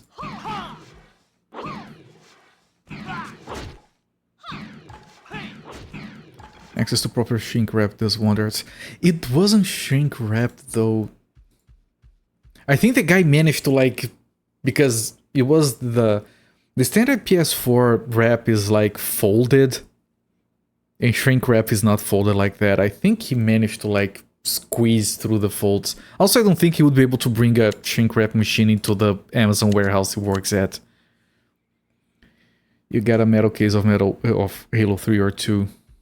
Super cheap at one point. That's a good time to buy metal cases, collector's editions, when they're weirdly cheap for whatever reason.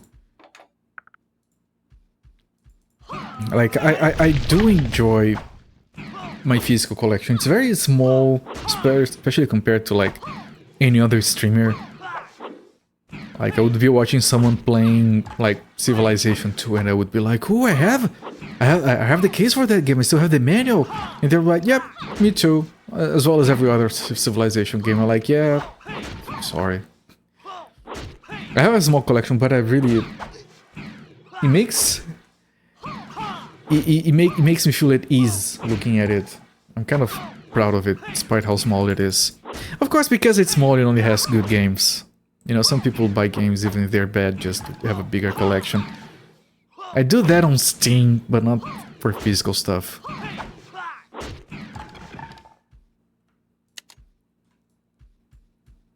And this region has no music, by the way, that's really crappy. You can fold and glue it to local G and then a heat gun hold firm to come on scam, unfortunately. Yeah, well, that's the reason I don't buy anything that's more than like 30 bucks from a place that doesn't have some decent no question asked refund policy. Like, if I have to explain to someone, yeah, I got it and it was empty, how do you prove you didn't just pull the thing out? The very few times where I did buy stuff from like random sellers, from marketplaces or whatever, I would literally film the process of me opening the package just to make sure that, you know, in any case I have evidence. Because some marketplaces can be a little bit more stingy. Well, can you prove it was messed up? Not a metal case, recently picked up physical of Baldur's Gate 3 on PC. Come with one of those chunky old school PC game boxes with extras, that's the way. I love those boxes. I haven't gotten one since, I think the last big box PC game I got, and this is gonna sound weird because that's not what you think of when you think PC gaming, is a Street Fighter 4 box. And it's a really thick one.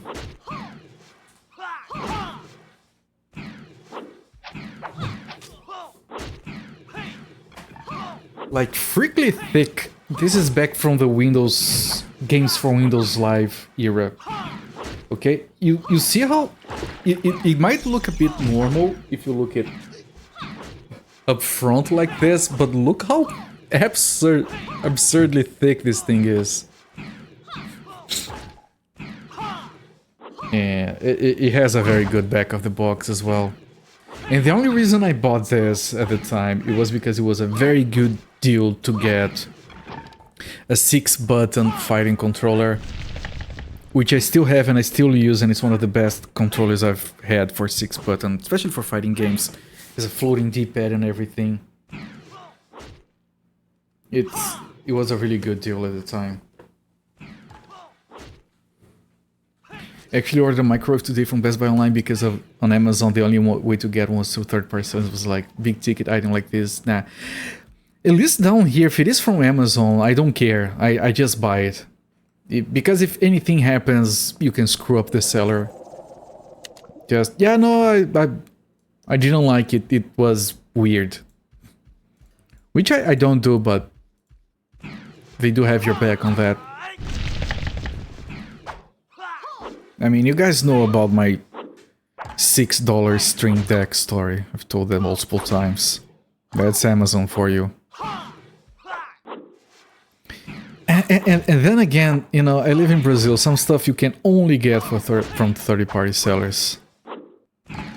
Either that or you try to import it yourself, which is just as problematic. Which is gonna end up being a third-party seller anyway, because it's not like Best Buy is gonna sell shit to Brazil. Man, my inventory space, man. I need it down.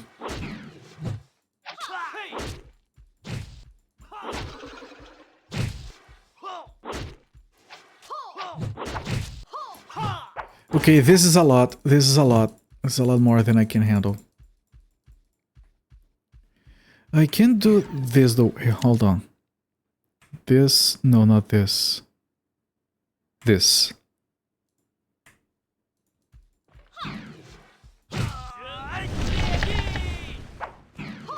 Okay, that helps, I think, but not good enough.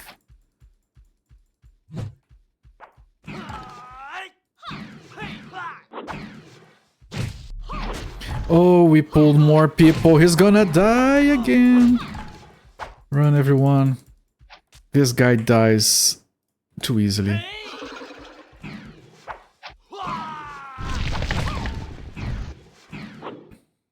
If you could just stay away from him, that would be nice.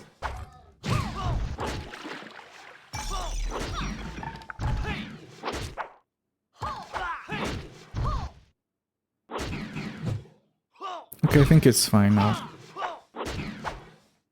And again, if it is going a little bit slower than usual, it's the freaking crafting that we have to do.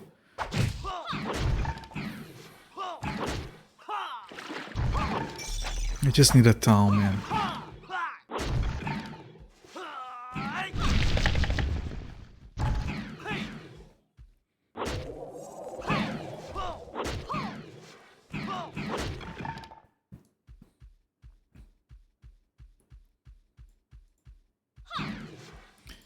And after the crafting we can get the stats as well, everything's gonna be great.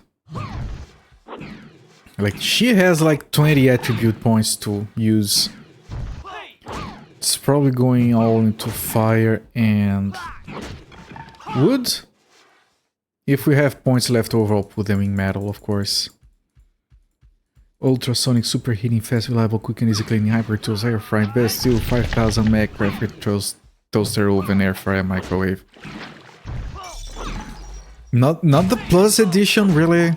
Are you really cheapening out on that? It comes with a lifetime subscription for heat. Never gonna stop having heat in your house. This isn't sharp. I saw this guy talking one of these days and he was speaking the truth. Toaster ovens are good for a lot of things, not for toasts. They're really bad for toasts most of the time.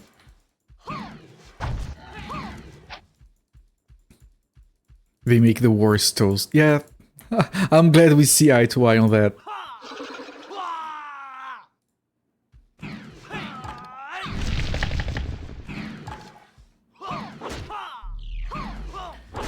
Also, air fryers are an interesting thing because they're just rebranded convection ovens. They're really good, they're really, very useful. They are, because they are smaller, they're more efficient than regular convection ovens most of the time. And they're also very convenient just because, you know, it's a small basket and you can just put it on the dishwasher and all that. But they're not air fryers, they're just convection ovens. It's a heat element and a fan. That's it, that's your air fryer. It's amazing. They're good, really good. We got one not too long ago and it makes very good stuff. Plus edition coming the holiday season. Yeah, gotta wait for that. Finally toast with the Toast Plus add-on rack. I actually had a microwave that came with this grill that you put inside a microwave because it had a heating element on top. So you can put stuff there to push it up close to the heating element so you could like grill it on top or something. I don't know what's supposed to do. You do have an air fryer, it gets used pretty much every day. It's a mix of convenience and consistent results. That's the thing, isn't it? It's just a convection oven, but making it little has many advantages. Precisely, yes.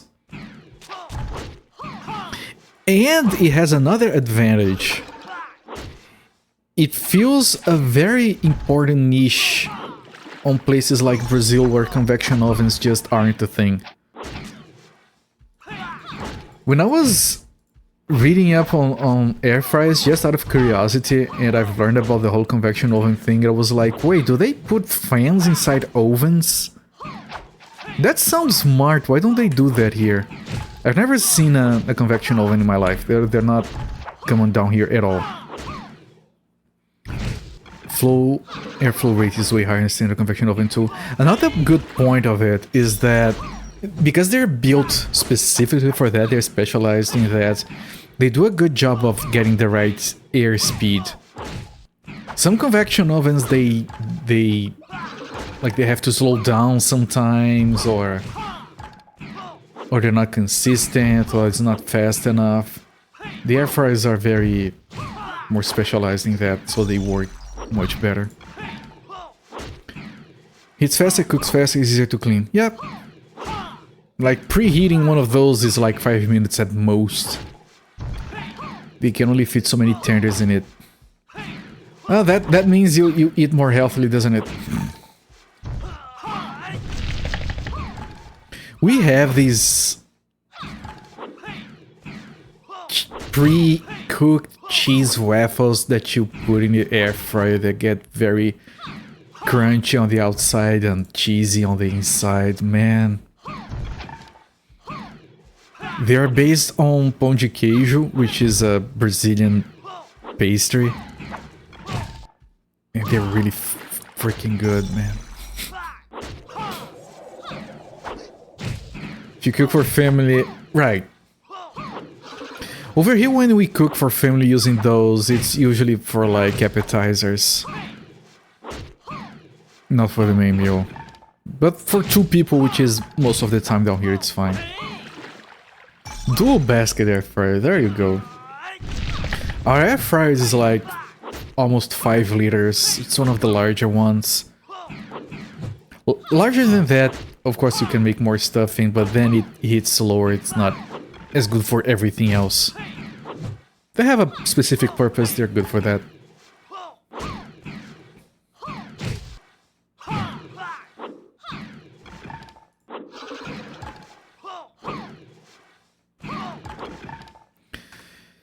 There's a lot of skeletons in here, man. And the lack of music is... The silence is grating on my ears. It's just me screaming for like an hour. Cooked up some buffalo chicken tenders in yours, scrumptious. She died! I blame your chicken tenders, man.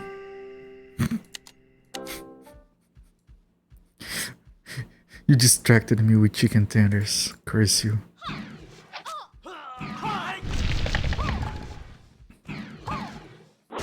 It won't digest it at this point. Alright.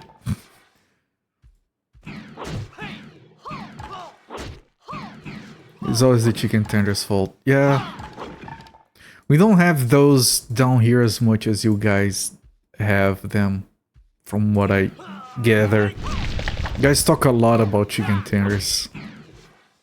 It's very American.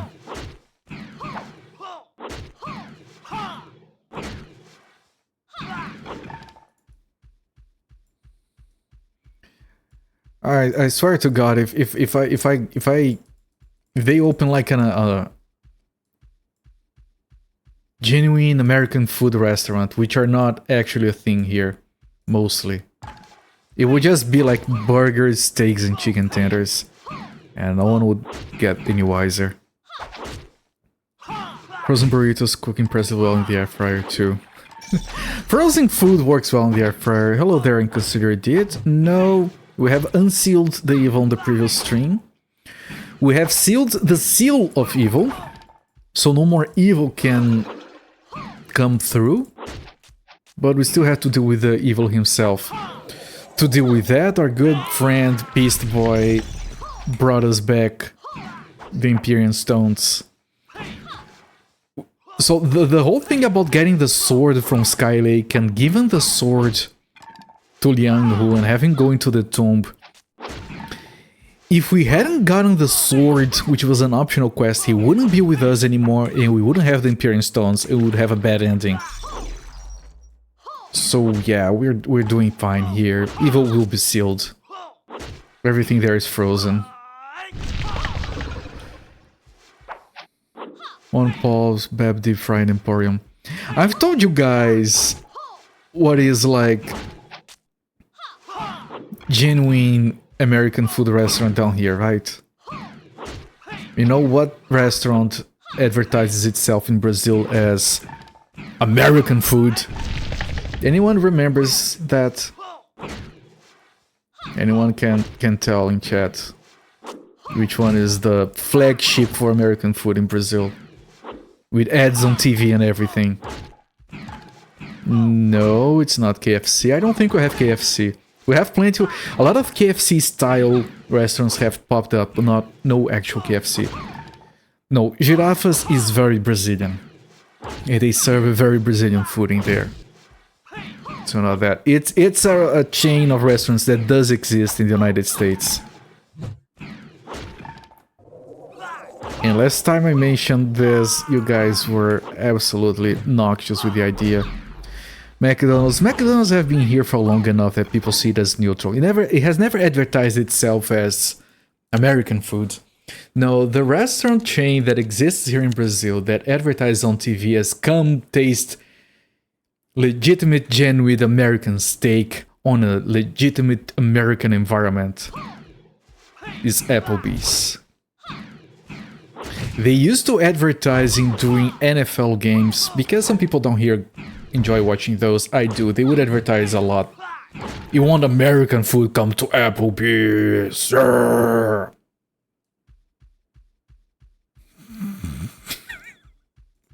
I should find one of those adverts for you guys. And people go there and they're like, "Oh, I had American food. It's for fancy people." I'm sure it's probably expensive. Even though it's probably shit. No, we do not have Outback Steakhouse. No. It's nothing like Australian food. Don't really have typical food. No, if you come down here and you talk like Australian food... I mean, not that we know anything about Australians in general. Like, we don't even have that thing about you guys being upside down or anything fancy like that. It's gonna be... kangaroos and boomerangs. That's Australia. And someone dumb is probably gonna say Lord of the Rings. And someone smart is going to say the Sydney Opera House. That's it. That's all the Australian people are not gonna even say like... All those, they're not even gonna say cunt once or twice. They don't get it, of course. Have you tried kangaroo? It's pretty tasty. I haven't. No, I doubt there's any kangaroo for selling here. I'm so sorry. I need to find one of those ads and maybe have it as a redemption or as a stream opening. Oh, I would have to subtitle it for you guys just to make you seethe with anger. Come enjoy an American ambience. It's lean like deer. I do prefer my meat to be lean. I've never liked fatty meat. Kangaroo is sold in supermarkets. I imagine most people have not had it. It's good just to make sure you don't cook it too much. Like most gamey food or lean food, you shouldn't cook it too much because it can get too chewy, too rubbery. I'd imagine. You heard there are folk in Australia that are vegetarian, but also kangaroo, because all encourage to eat them since they're nuisance animals. I mean, you gotta keep the kangaroos on their toes, right? I'm sorry.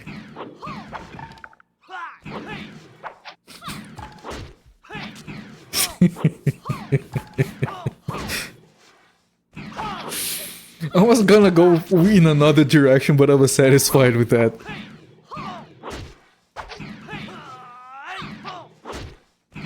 And thank you so much for the self-closing tag. It makes me more at ease seeing one of those. It can be a nuisance in some areas. I think I've heard of that before, actually. When a vegetarian is not eating meat, so not sure. The point, and I'm not gonna. Some people here might be vegetarian or vegans. And I don't want to like make a joke that might sound insensitive. I was gonna say something along the lines of, the point of veganism is to feel smugly superior. But yeah, same old joke. You guys have heard that stuff before. Australia's also war against emus.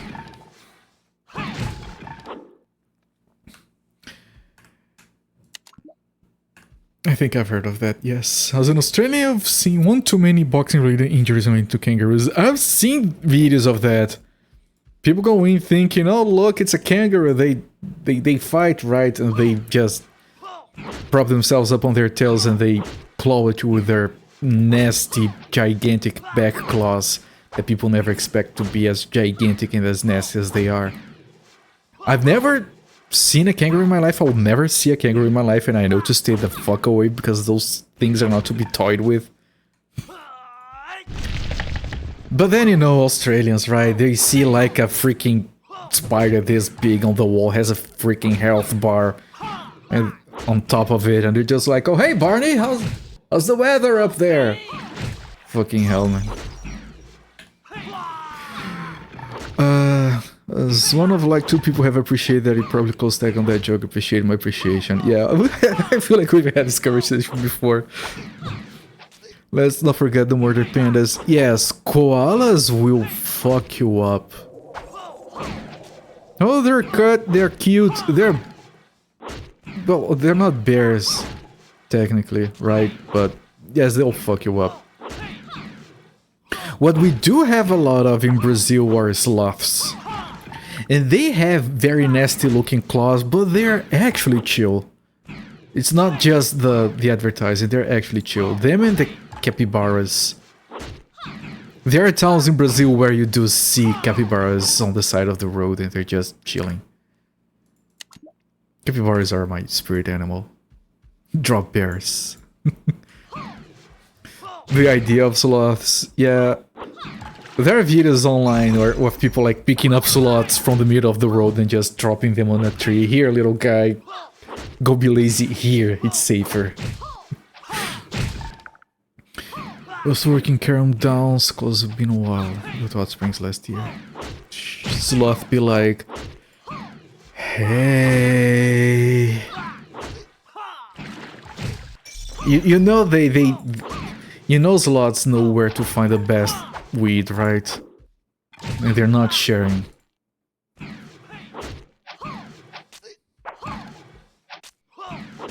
Like, whatever sloths are on, man, I want some of that. There's this video. I don't know why I find it funny. It's just like a sloth trying to move to a higher branch, and it extends very slowly and gets there, and it's like, there was a branch here last year. And he looks around. Oh well. Just like accepts that I guess I'm gonna stay on this current branch now. Be sure if you ask, but you gotta be real patient. Well, you know, there is this guy, right, that knows a guy that knows another guy, actually, now that I think about it. Or was it? No, it was this other guy. And if you miss like one part of the explanation, you get lost. Wait, back up. And they will, you know, go back to the explanation, but then it's gonna restart the whole thing. Best hookup you ever got was from a sloth. Better than to get a hookup from a sloth, I guess.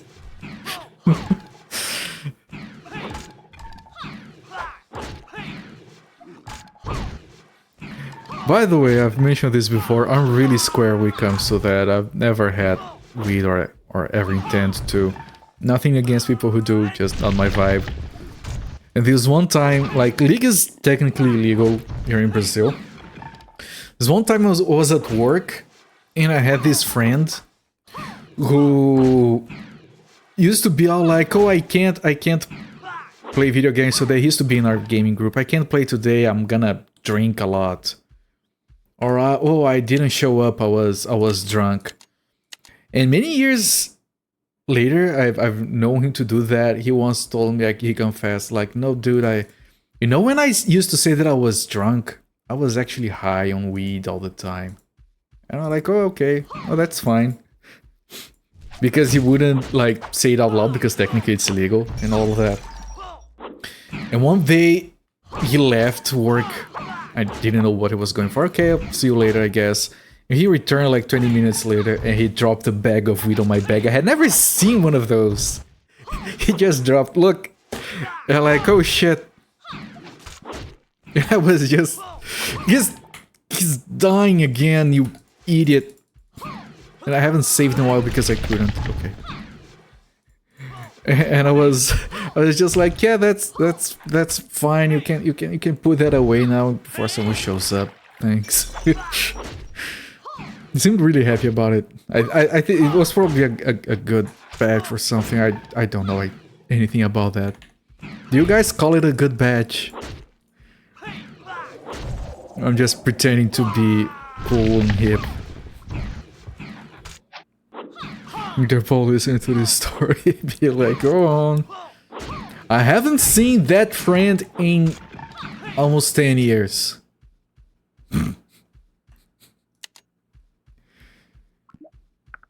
Yeah, my inventory is full. Well, I can start filling someone else's inventory, I guess. Next in chat, hi. Yeah, but you know, then again, I've talked about this before, like, it's Brazil. It's illegal to have weed in Brazil, to sell, to buy, to smoke, whatever. But he was white, so it's only technically legal. It's kind of how it works for the most part.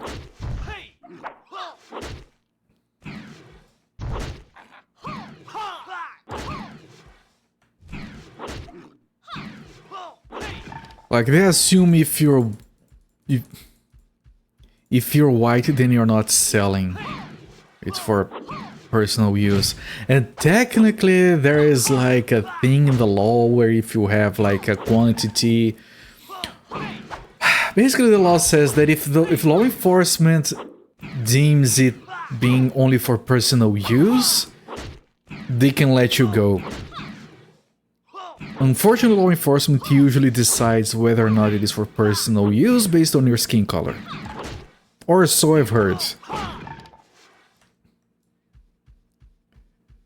So yeah. Unless you have like a lot. Then all bets are off. Oh, it's the same over there. Oh, okay. I'm sorry to hear.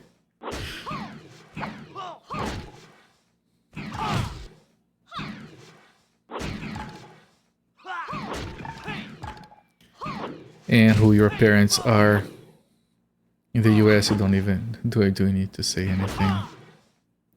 What skin color gets preferential treatment there? Anything that is deemed white, which includes like this skin color, even a slightly darker than this would still be considered white down here. We talked about this today. Most people here are considered pardos, which is kind of brown. It's somewhere between white and black, of course. And most of the time those wouldn't pass as white, I guess. But then if you're like... Okay, there is a scale of color scheme, right? And there's a scale of money, depending on how you're dressing, what kind of phone you have, that sort of stuff. And those kind of like push each other up, so you can be slightly darker if you're wearing better clothes. But there is a level where no matter how fancy your clothes are, then it doesn't matter anymore.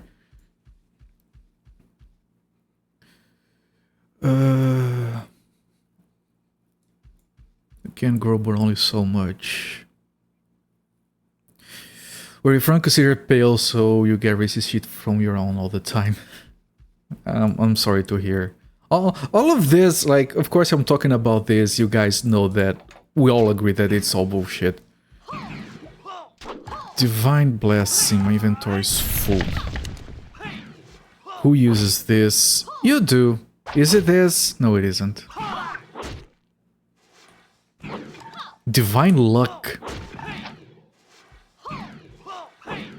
This. Oh, it's the armor skill, okay. Probably matters if you keep your hair well trimmed too. Yeah, and the kind of like... The kind of hair you have. Like, my hair is, for all intents and purposes, considered white people hair in Brazil, I guess. So even if I have it unkempt, it wouldn't draw any kind of unwanted attention, so to speak. But like, yeah, it's bullshit everywhere, right? It's slightly different flavors of bullshit, but it's all bullshit. It's slightly more egregious one way or another depending on the country you live in, but... You like the hand wave you said, your hairstyle. You're gonna get arrested while you have your headphones on. Yeah, my hair, I think if I let it grow, it would be considered curly, but not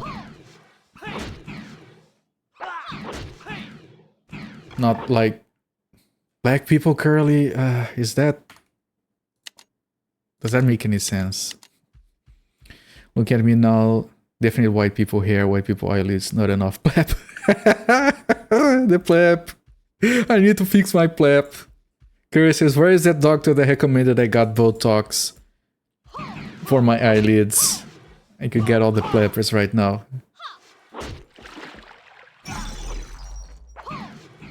You have a beard and people think I cannot grow one, so get people saying they're more blood than me because of it.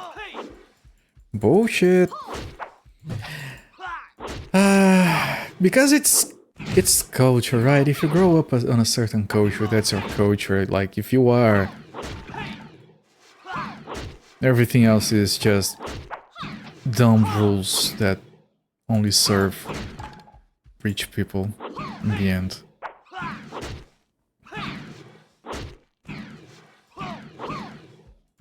Yeah, over here, like, indigenous people are told to not be able to grow facial hair. So if you see some indigenous guy with a beard, they're probably gonna be, or a lot not indigenous, you have a beard. I can see that happening. Okay, do we have more of those? Hurry, we must stop the resurrection. Liang Hu is back! When I saw him, I burst into tears. We still have more Kill of Monsters quests. So this area is clear. Did it open a passage to Sunset Valley? So we do not go to Thunder. Although Thunder thing just went around, right? So we might get another thing with monsters here. I just want some music. Quest accepted. Yeah, it's the same. Oh, but we got music. You looked up Pleb to see what it meant? Pleb is it's very specific to this stream. Is when you have plump eyelids, and when you blink, they go plep. We call them pleppers. It's a it's a channel meme. I'm sorry for your search results. You live in a hipster suburb, anything goes, kind of cool in that regard. Good! Still have your racists, but they're very outnumbered. As they should be. A good racist is a racist who is afraid of being racist all the time. Problem is when they start feeling brave. Can you... he's gonna die. I knew he was gonna die. Healing was on cooldown. Eyes go plap like a cartoon character. It's dummy thick for your eyelids. You can hear someone approaching from the other room. Yeah, that guy's taking a lot of damage, by the way. Can I do a few summons, maybe get some defensives, maybe move you in first, draw attention? Can everyone else come over? Thank you.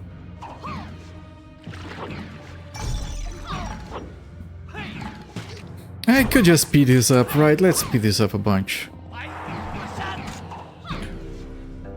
Eyelids go plap and seduction begins. Plap, plap. Are your eyelids noisy, or are you just happy to see me? To see a mango every time they blink. Thanks for going left.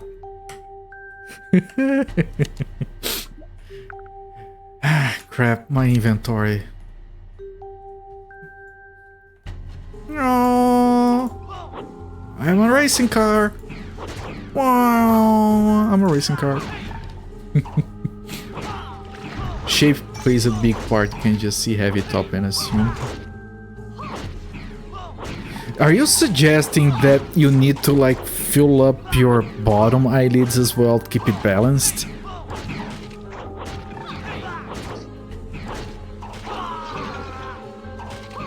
Yeah, this is the problem with that skill. He can't get healed.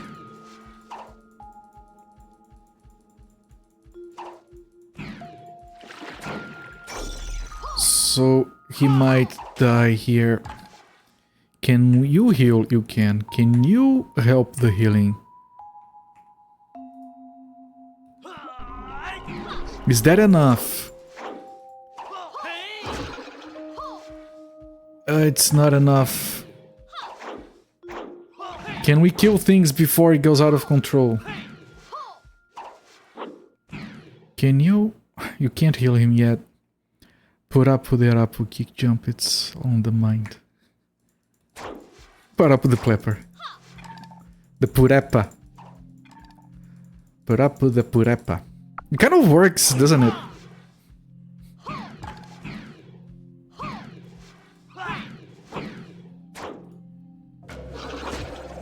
Do we high five or You guys high five.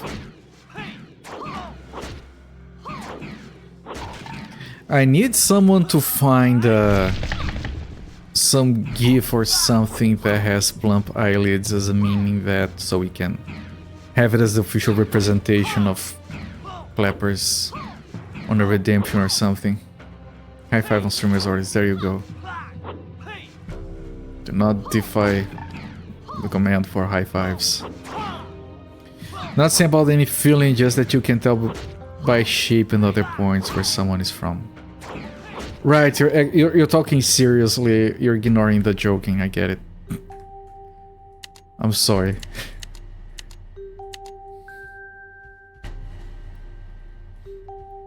But yes, if you do start paying attention to like facial features and hair features and shape of the nose and eyelids, you can start telling a lot about people. It usually doesn't help us a lot with anything in a way. Can recycle the redeem audio for the pleb redeem. Yeah, that's eyebrows, that's not... I can't blink fast, can I? I have no idea how that looks. My eyes are closed half the time.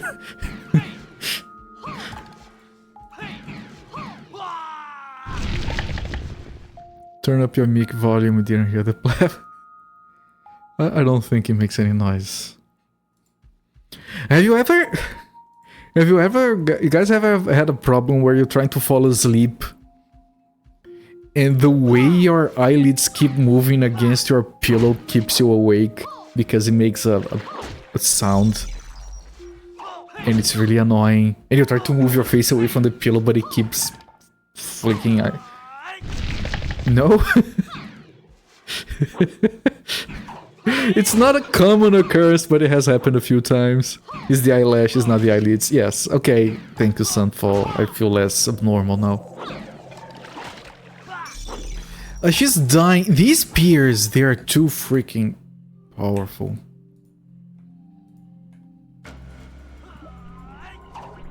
I wasn't in range for the...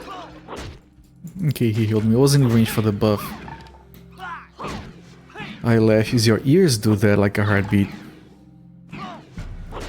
Ear heartbeat, yeah, that's a different thing. It's not the eyelashes fluttering against the pillow.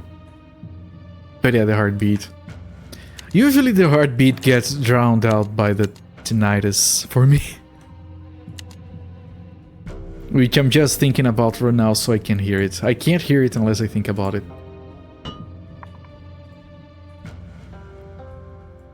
People who go to the gym regularly and walk out their eyelids can develop louder palpitations. Yeah, and then they'll be like posing, like flexing their eyelids or something. And then you have the creeps who'll be like, who check the flappers on that one. Yeah, blink for me, baby, work that eyelid.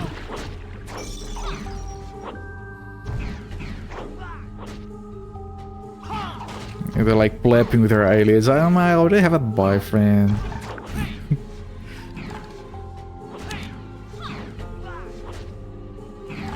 You're the guy with the gold checking out the other girl. Yes, ooh, nice eyelids. You see the eyelids on that one. And I have that nice girlfriend that gets in on it. Like, yeah, no, you should look. She does have nice eyelids.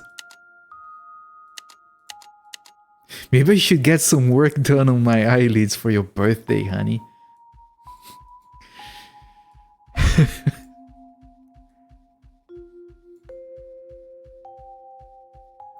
Switched to foam pillow years ago, partly because it helps solve their ear heartbeat thing. Also because it's more comfy. Eyelid or eyeball. That definitely eyeball. I think eyelids are too overdone nowadays. Like it just doesn't look like, they'll be like, oh no, it looks natural. It doesn't look natural. Like a little bit is fine. Like if you do work on your eyelids and like people can't tell, just like enhances it a little bit, I guess it's fine. But if it's like too obvious.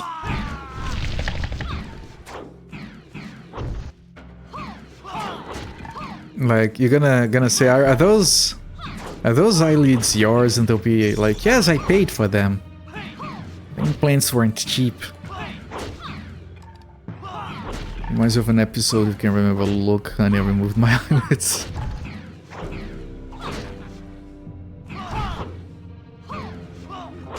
That sounds painful.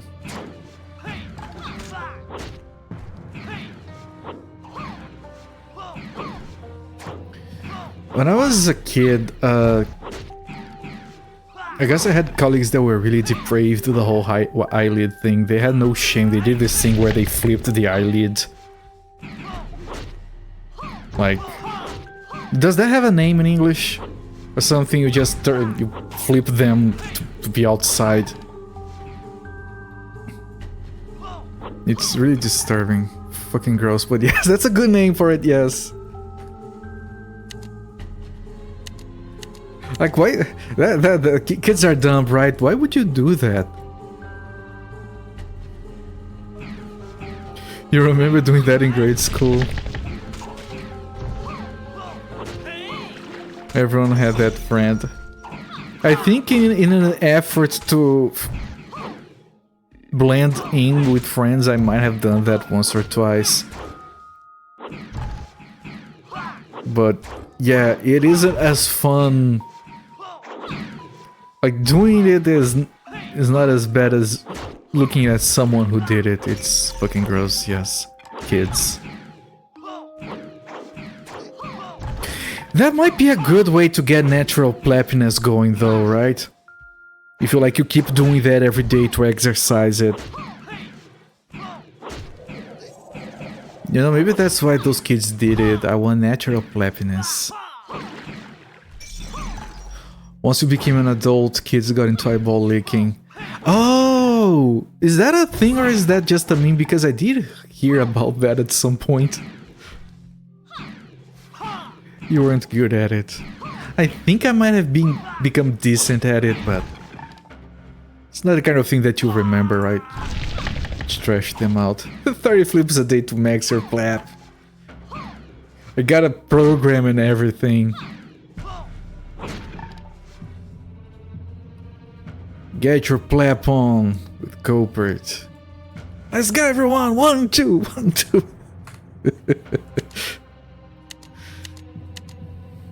Started as a joke at me, but then he started doing it. Yeah, that's the thing. You know how you get to, you know how you get kids to stop doing that. Refer them as an adult. Oh, you guys doing the eye licking. That's cool, right? And they'll be like full of cringe if they still use that word. But they'll never do it again.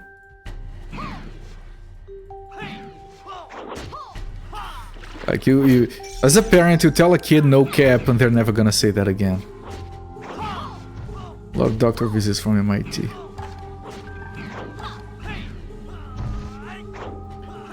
Same way the Szechuan sauce got out of hand. That was so dumb, right? We talked about that before.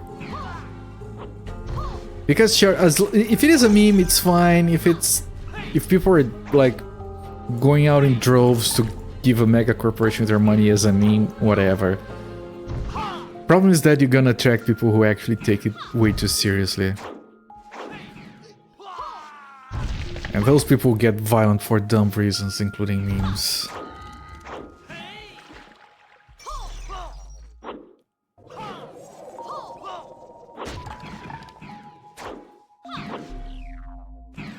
Both cases, kids doing to be funny, only getting stuff out of it for other reactions. Right, man. It's one of those things that people will probably never know again what it is like. I'm so glad I grew up on a time where I know all the shit I did is not on Instagram or TikTok or YouTube or whatever. Like, none of that is on record. I did some lousy dumb shit like every other kid does, because that's what kids do, and none of that is anywhere online.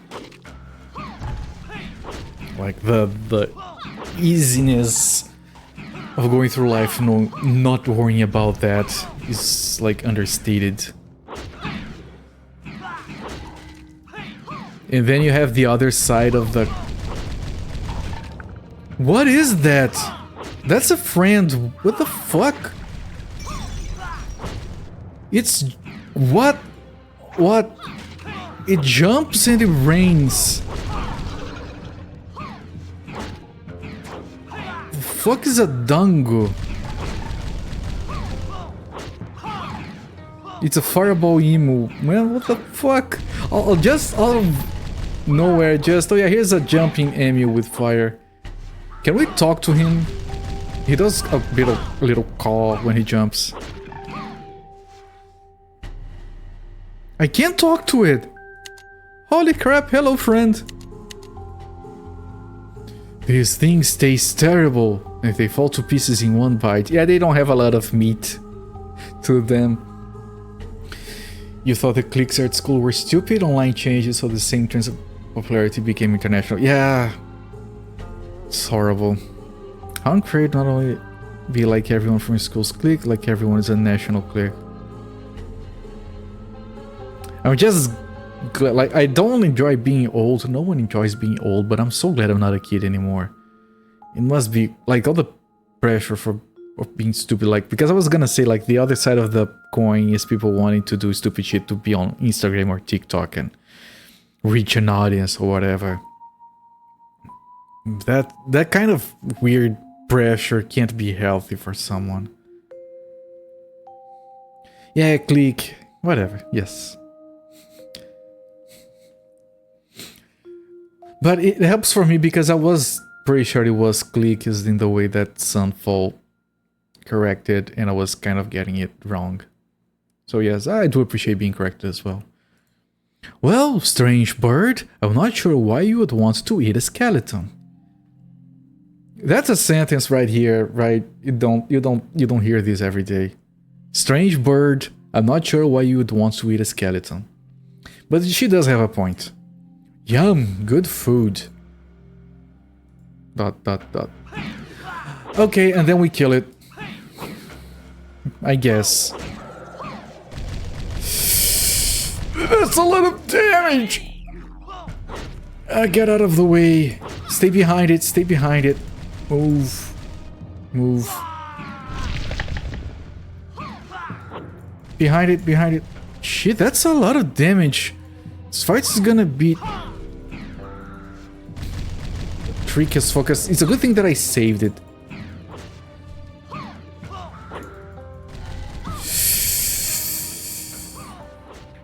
Can you guys run, please? Okay, that's horrible. Hang on. You'll heal up. You'll heal up. Strange bird, I'm not sure what you want to discuss. Larry Bird story. It's not in the... it depends on tone and context.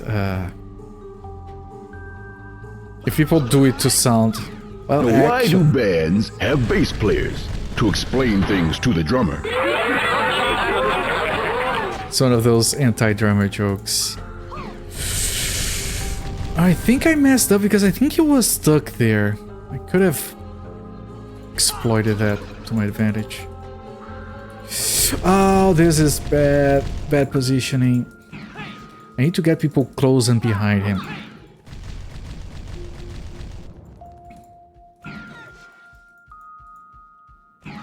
He was stuck, but... as soon as I got close, he unstuck himself. No, stay close, guys. I'm telling you to stay close. Okay, can you heal this guy? Can you heal yourself? Can we stay here? Is this safe? Stop moving back! He moved back! Idiot.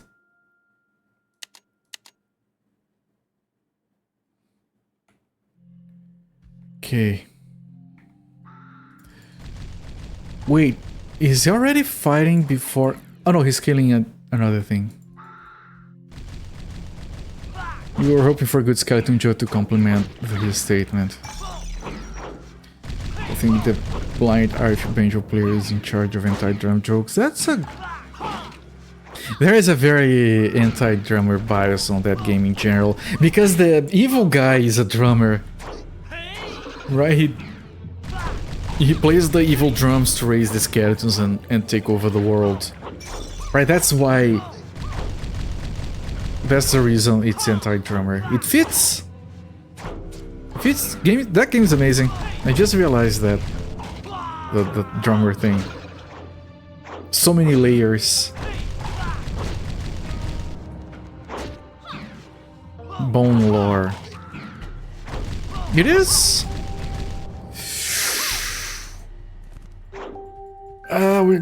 She's gonna die.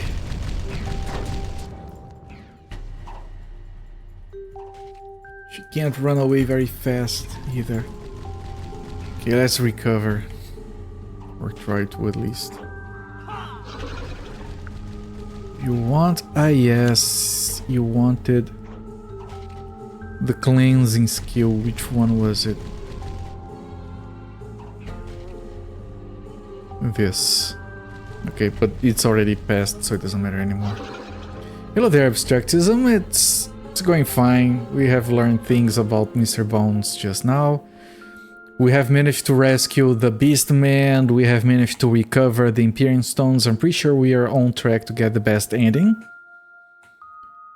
And everything's coming up Millhouse. The game is good. But we have a... we have a murderous bird to deal with here. It's not gonna be easy. Right now he's helping us, but that's not gonna last forever. And this skeleton... Those spears are stupid strong, man.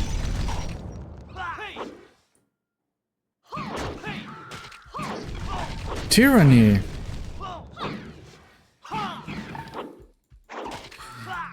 Is Tyranny a Baldur's Gate-like RPG for PC? Does it have blue on its cover art?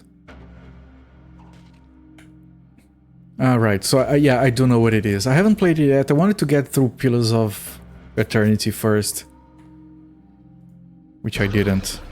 I want to go back to that game one day. So many games, man. Fucking hell. Yes, tell Bus Simulator 21 next stop. Free to play for 2 days. Get your mirror out. No idea, not looking at the cover art. I think he had blue in it and he had like a bunch of portraits or something. Got distracted and dropped it. Yeah, that's me with Pillars of Eternity. Blue and red. Right, yeah, I know, I remember the cover art, yes. I know what game it is. I haven't played it yet. It's probably very good. Okay, I'm gonna try something different here. I'm gonna try to do the fight only with the Beastman. For that, I'll have to turn off this. Yeah, Bob Saget. It does seem very good.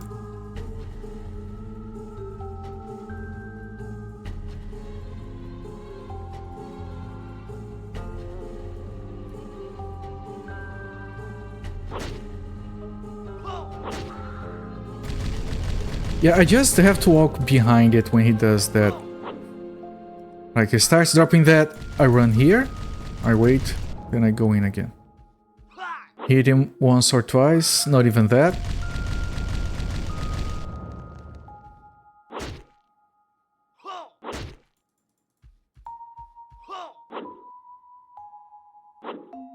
Can you stop missing? I think he's stuck now. Oh, he's moving, stop moving.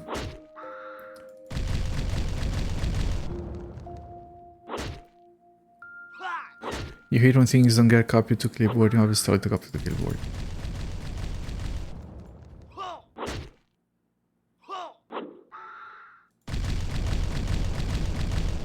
Okay, I took some damage.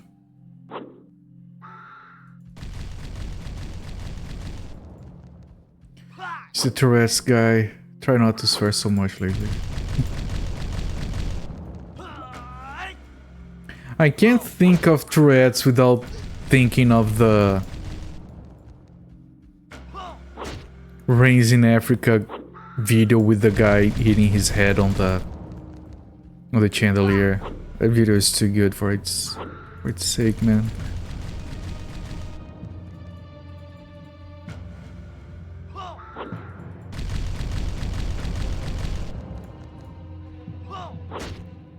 This is gonna take a while. He has 5 health bars.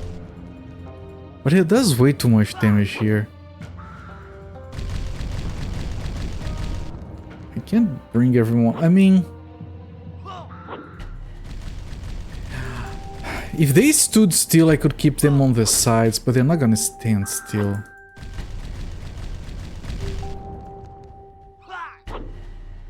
Yeah, this is my high damage dealer.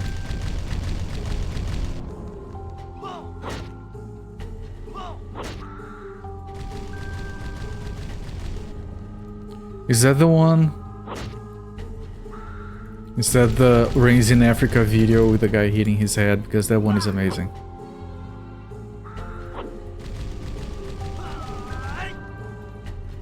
And I'm almost dead.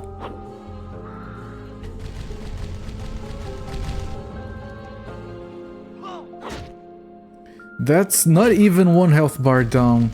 And he had half a bar lost when we started. Yeah, the Tourette's guy.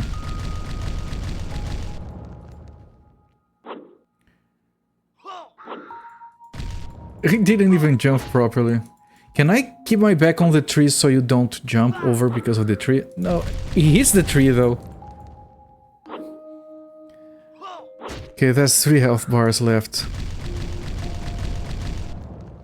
30 seconds supercut. Nice.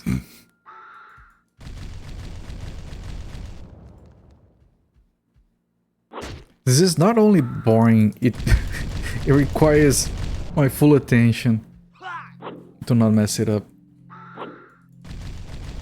Why am I missing so much? Look, we're dancing. We're dancing, everyone. Yay. Can I just leave it there? Go grab his neck. Nope, nope, I can't! I can't! I messed up!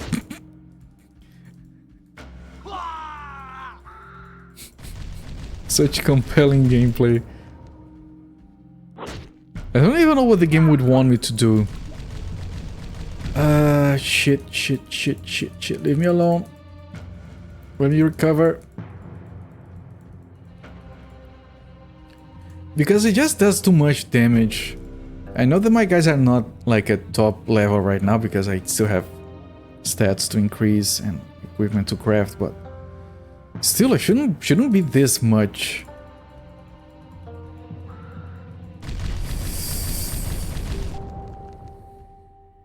He wants you to stack fire resist. There's no way to do that. There's no resist on items. And the only stat dedicated to that gives all defenses at the same time. It's not like the previous game where you could technically stack that stuff.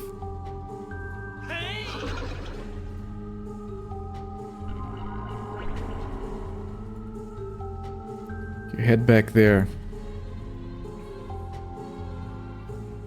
Yeah, the final boss on Prince of Qing was a fire guy that took a lot of... Like, you had to get a bunch of levels to invest in fire resistance skills.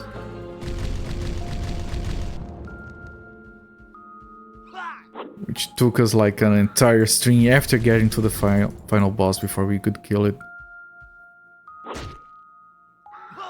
Okay, he failed his jump, that gives me some extra hits. I think he failed again. Okay, no he didn't.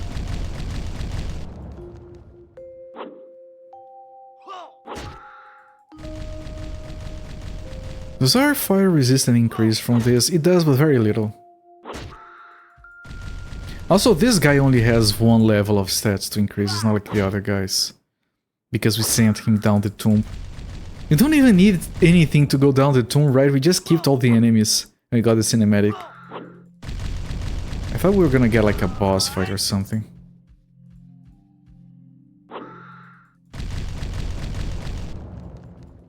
What if I face the cliff? Will you get dump? A bit dump, not a lot dump. It's getting some distance.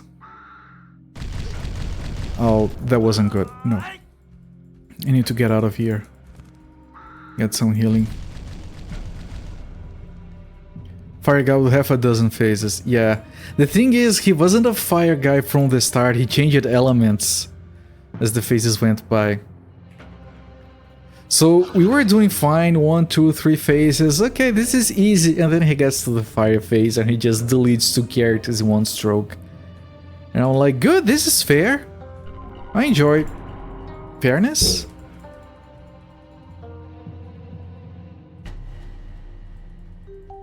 So we had to do all that leveling and fight the boss for like 20 minutes before you could even tell if it was enough or not. Ah man, it's resetting I think to its spawn spot, so I can't even hit it because this guy's too slow to do that. I don't have rage on him, so I can't use his big skill. Which would make this faster, though riskier.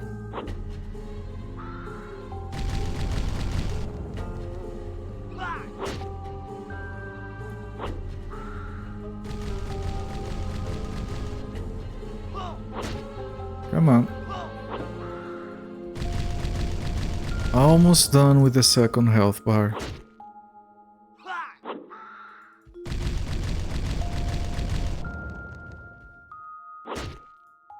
That's not Mickey Mouse, that's just teeth dirt.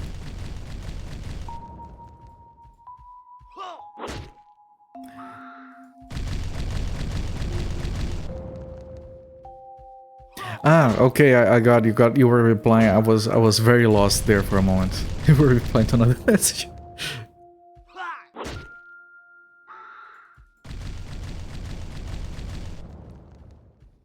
Come on, health bar.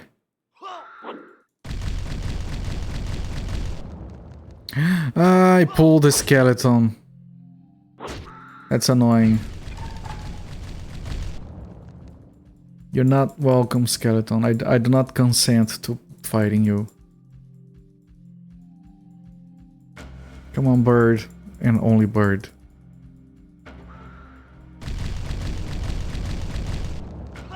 Okay, we got another health bar down. 2 health bars to go.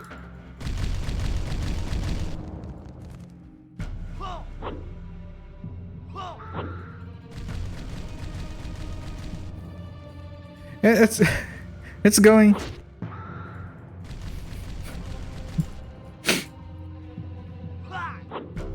Come on.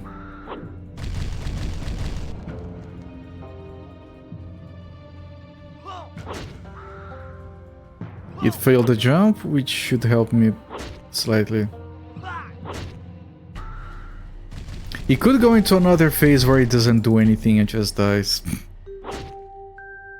My favorite kind of boss phase.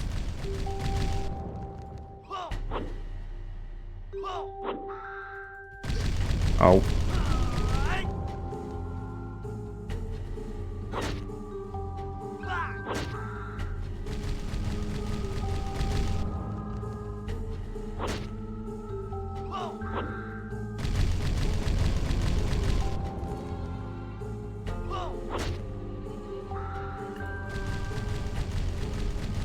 I hope it gives me a lot of experience or something for this. Well, it is optional, but then again, we did an optional quest that literally enables the good ending, so... better not risk it. Why do you want to eat a skeleton, funny bird?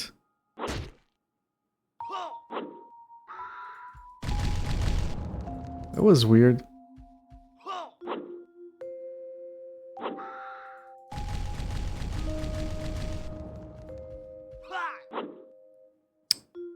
Stop missing.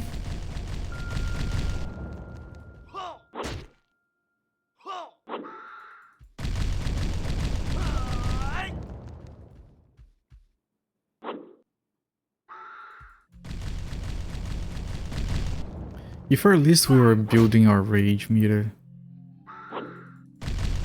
You're sleepy but I want to stay up for a bit. That's me every day. I usually wake up like that. You know, I'm sleepy, but I would like to stay up for the, you know, at least while I work. But yeah, that thing that kids do where they are tired but they don't want to go to sleep. We'll never grow out of that, do we? And we always regret it on the next day.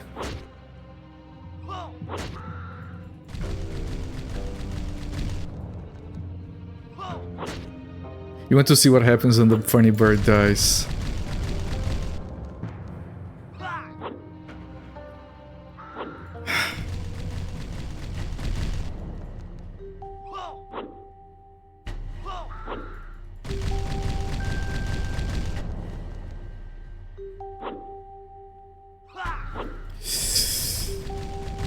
Okay, I'm gonna have to pull him elsewhere so I can go get some healing.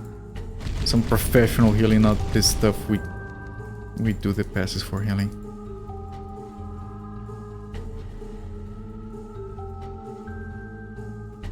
Hello guys.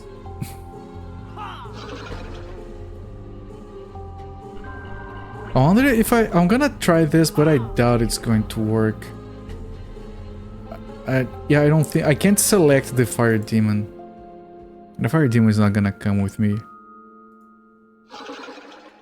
I think it follows. Yeah, it doesn't come with me. Well, it was worth a shot.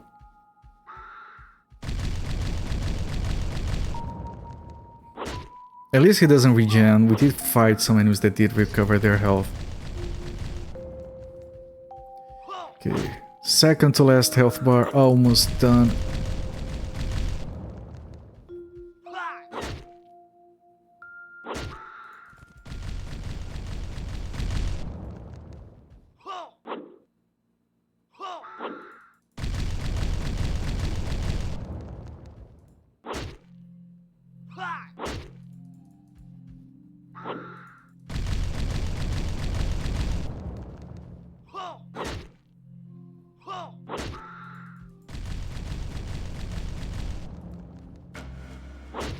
Okay, one health bar left, everyone. Hooray. Please don't die right now. That would be bad. It fucked up. It dumped all of the meters on the same spot. That was an asshole-ish thing to do. Oh, you don't want to die? Let me cast the spell in place and drop everything on your head.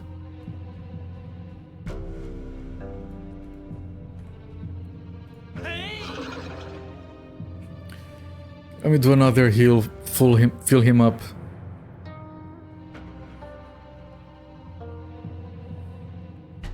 And come on. There we go, then we cast this, and then he leaves.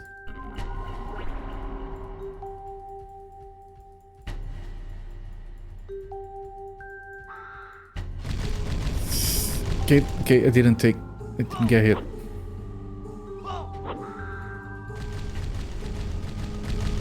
You're an asshole, did you know that? Stop missing!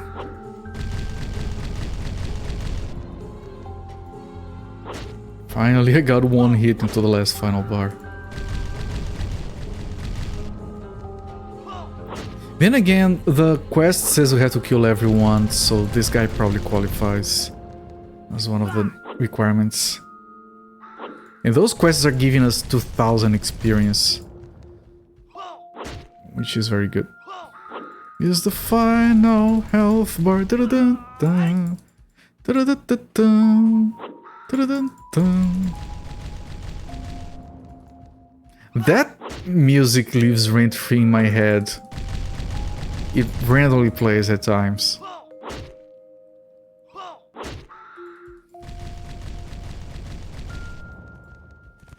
Dun-dun-dun-dun-dun-dun. I don't know the lyrics. I never do.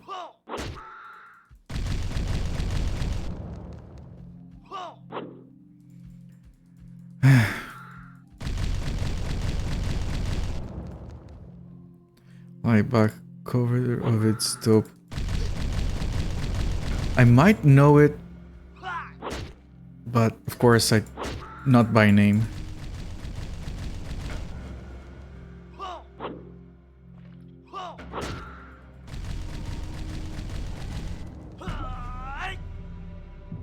Come here, bird. Come here. You know you wanted me.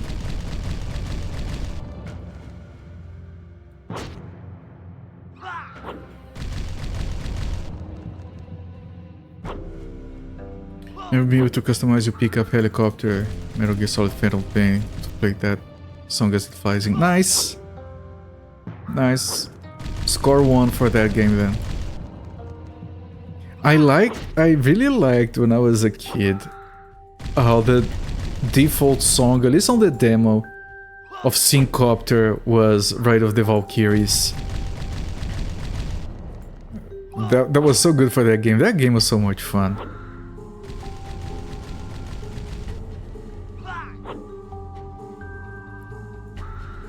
Yeah, we were thinking of the same song because of the helicopter. Yeah, there we go.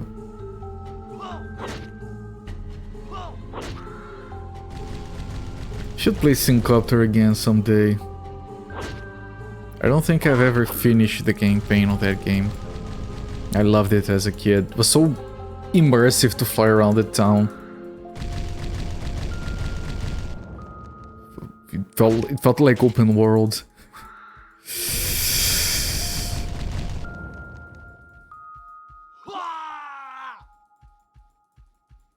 Come here, come here. I want to get far away from those skeletons. Nice, 2 hits. 3 hits. 4 hits. Nice. Don't get overconfident though. He can still kill you.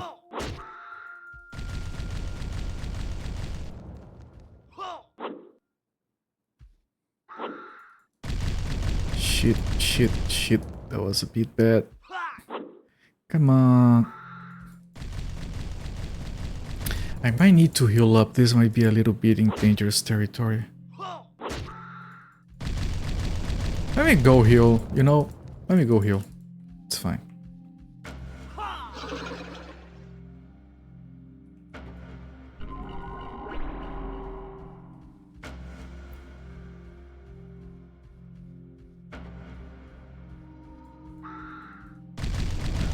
Almost done. Like 5 more hits or something. 3 more.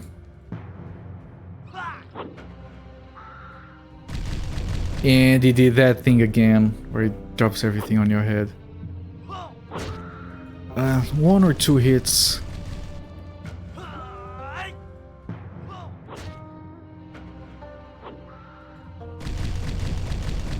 I think it's 2 hits.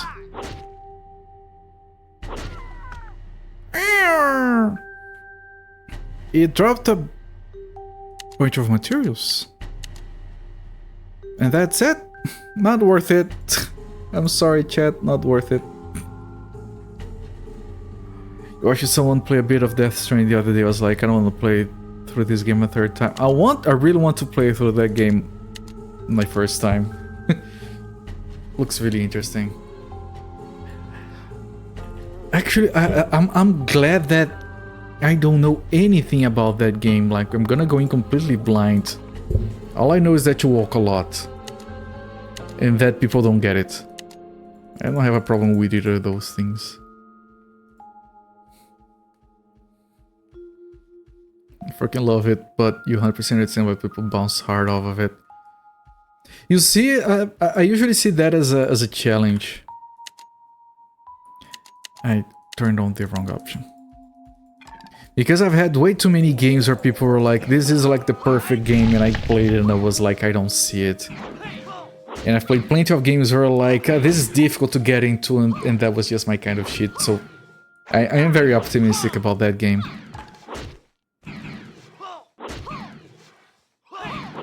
Most Marmite AAA game in existence. Alright. I think I have it on Steam. I think it was part of a Humble Bundle, maybe? I don't recall it. I don't remember buying it. Free on EGS. What isn't free on EGS, right? The customers. They have to pay for their customers. Customers never spent $1 there.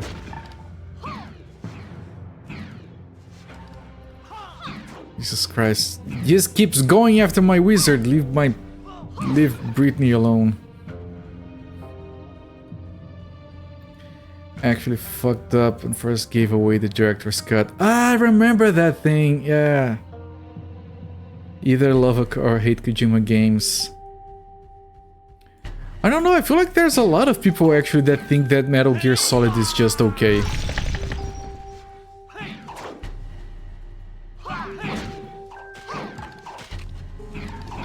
So I don't know if I completely agree with that assessment, but yeah, he's a bit divisive, yes. Yeah, it's one of those... She's gonna die! It's one of those kind of games, all of Kojima stuff, where you have to be in a certain mindset before you go in. You can't be like, oh, I'm gonna play this and see what it's about and see if I can enjoy it. No, you have to go in, okay. I want dumb shit on my plate right now. Like, it's bullshit o'clock. Let's go. $25 on Subnautica. That's as much as you'd like to spend. Yeah, I managed to wait. I waited like 10 years to play the games that EA took out of Steam. Before they came back, I can't wait longer.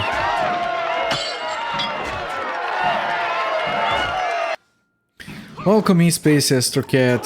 Thank you so much for the raid, my friend. Welcome everyone from Space Astrocat's channel. I'm Corporate, I stream for Saturdays to Fridays. We have been playing through Seal of Evil for the last 40 hours. We're getting close on the end of the game. We actually have all 5 Imperial Stones.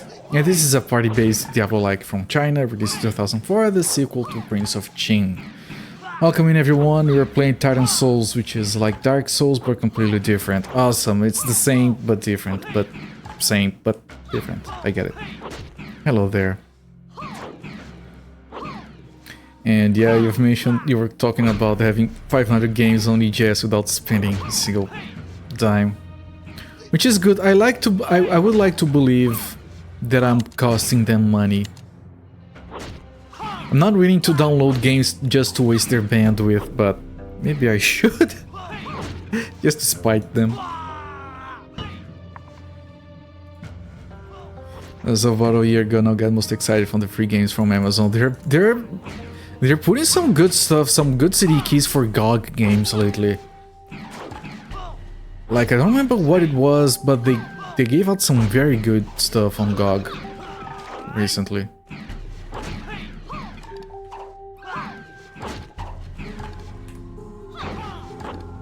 No, I don't want that skill. Shit, I guess that is that bad. I'm worried about that.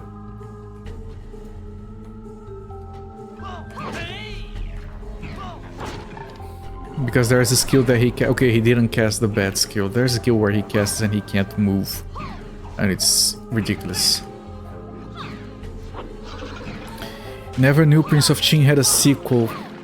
They made a bunch of games. Yeah, this is technically a prequel, but we did meet Fusu, the main character, the title Prince of Qin of the previous game.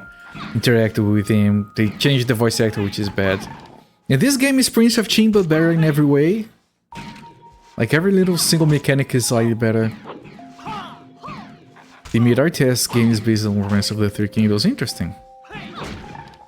They really went hard into their Chinese mythology stuff. It's good to have the competition. The keys for everything but legacy games are good. Yeah, sometimes they give keys for legacy games. I activate those. Just that website's so weird and those games are so dumb. I mean, if you like those, fine. Just not for me, I guess.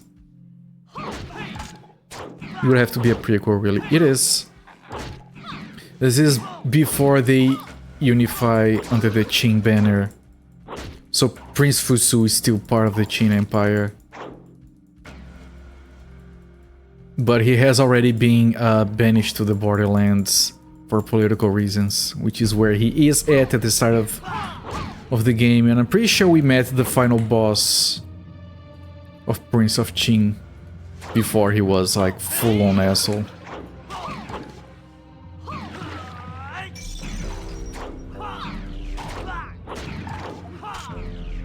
Okay, this is tricky.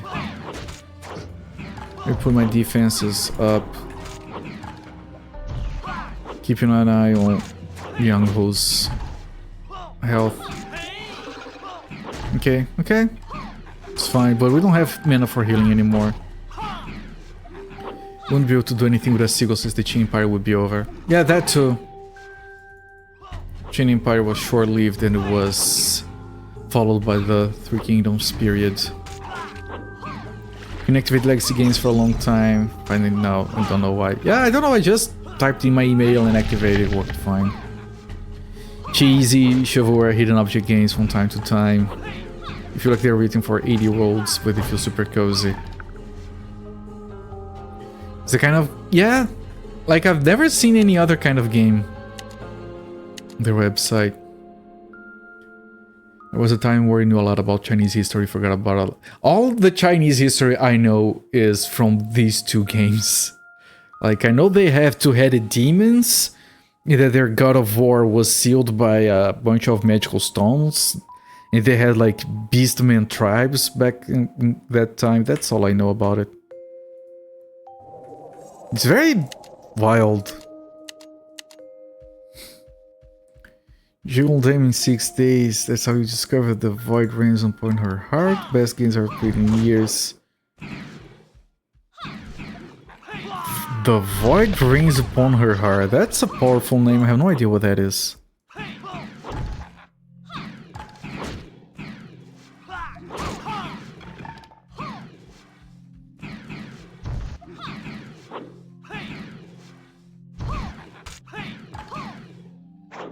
It sounds like a sad title for a game.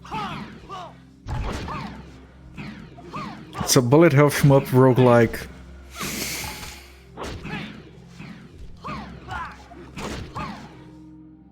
You know, I'm sure it's a great game, and I'm positive that I'll probably like it considering the glowing recommendation. But you just pad out like a bunch of red flags. In regards to my game tastes. I mean, if I can enjoy that game, then that means it's a good game, and that has happened before. But yeah, sorry. Shit. But yeah, you said all of those words and I was like, ugh.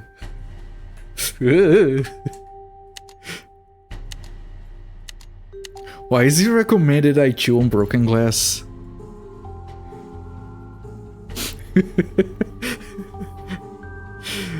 It's good despite that. Yeah, like Hades, right? Hades is an amazing game. It's a fucking roguelike, but it's an amazing game.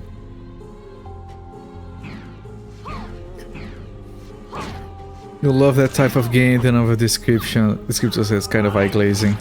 Yeah, it's like, oh, this game is really good. It's a survival horror open world crafting game. There are many very good games that follow the description, but I'm tired, boss.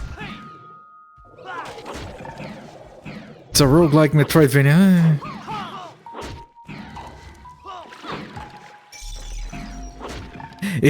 It's a modern take on the Metroidvania mechanics with a quirky art style. Guacamelee is very good, but from the description you think it's shit. It's quirky and fun and modern, and it's also Metroidvania. You understand, I'm very surprised it was so fucking good. Alright, no, that makes sense. It's been EA for like 5 years, now the person doesn't work on it. Yeah, it's alright. No, that's... sounds fair. It's a jank like old DOS game that no one has heard about.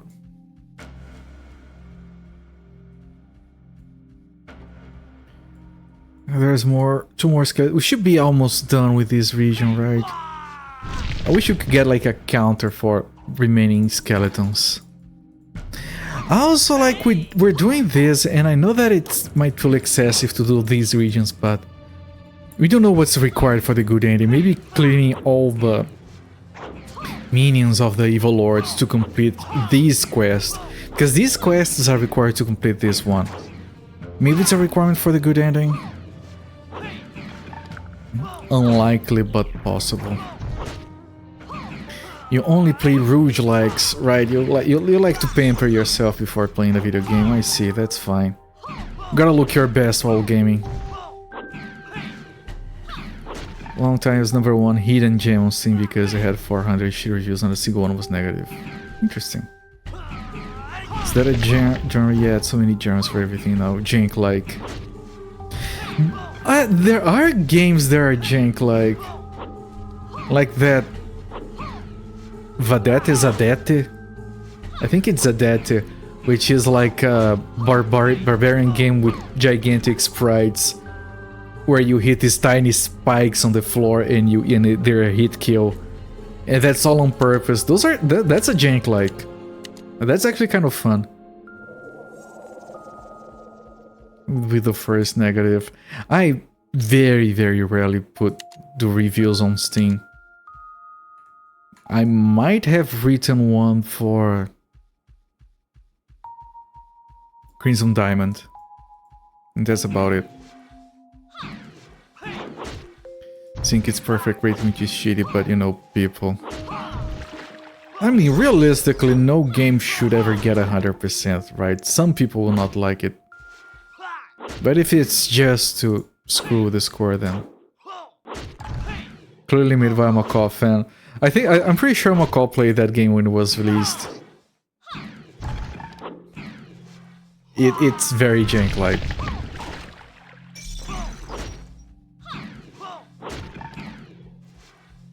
Here's why I don't like this game, all the other ones are dumb memes. I'm only leaving this review so it doesn't have a perfect score. Harp harp.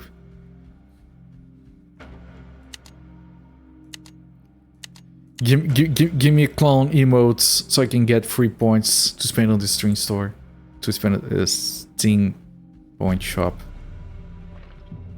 Which is like the dumbest decision they've ever made, right? Give people reason. Like, people were memeing on reviews and baiting just to get a rise out of people, and that was already pretty bad because it was making the reviews less useful. And they just gave people an added incentive to rage bait. Like, you go on forums on Steam and it's just like these threads saying some dumb shit like, weren't games better before they were all woke and shit, just to farm clown emotes for Steam points. It was smart. They get tiny extra profit about the people who trade bad with smart. No, not the trading cards thing. I'm talking about the thing where you get like reactions on your posts and those translate to Steam points that you can spend on emotes and backgrounds and profiles. The trading where they get some profit that goes to Valve and to the game dev by trading on the market, that is fine. That was always smart. Yeah, if you go on Steam and you post like the dumbest opinion ever, and people protest by giving you clown emotes, like this guy is a clown, they think they're punishing you. You're getting points for that, and that's why people do it.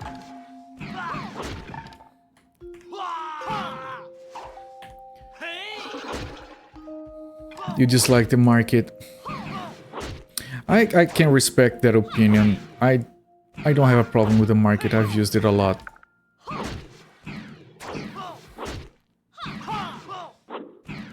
It was like... Nowadays I don't really care as much, but it was a fun part of my gaming time like 10 years ago. I never spent actual money on the market, but I did like sell garbage and buy garbage. Just left a review for Classy Minesweeper about its wokeness. You look, see this game, the only reason they don't have a big-titted, scantily clad women in it is because of wokeness these days. It has ruined video games. And then you get a bunch of clown emotes. You try to think of a game that couldn't possibly be tied to that. You underestimate people's creativity and dumbness. They'll look at a game like Classic Minesweeper and think, look, there isn't any rage baiting here. I can be the first. There's no competition. They're probably gonna make some shit up about the dev, probably.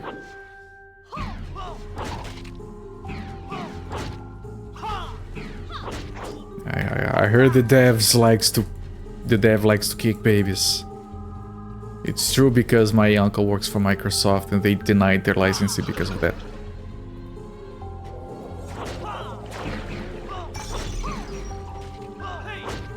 Shit, we're still struggling. Mostly AAA and Disney that are putting out the virtual silly bullshit, being their thing they pretend to hate. I mean, it's what sells for them, right? It's good old pandering. All games are usually designed and approved by committee, though, which is where the real backlash is from.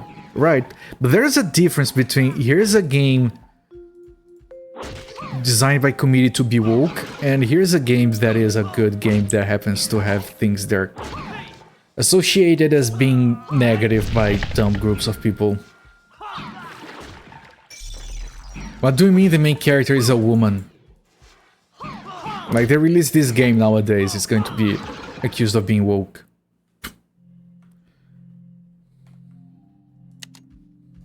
The dev is a stapler. The dev is about to find out that being a stapler is all cracked up to be. Rob Schneider is a stapler. That was a very good series of skits on that episode. Rob Schneider, that's how all of those trailers sounded. You just hear the plapping in the back.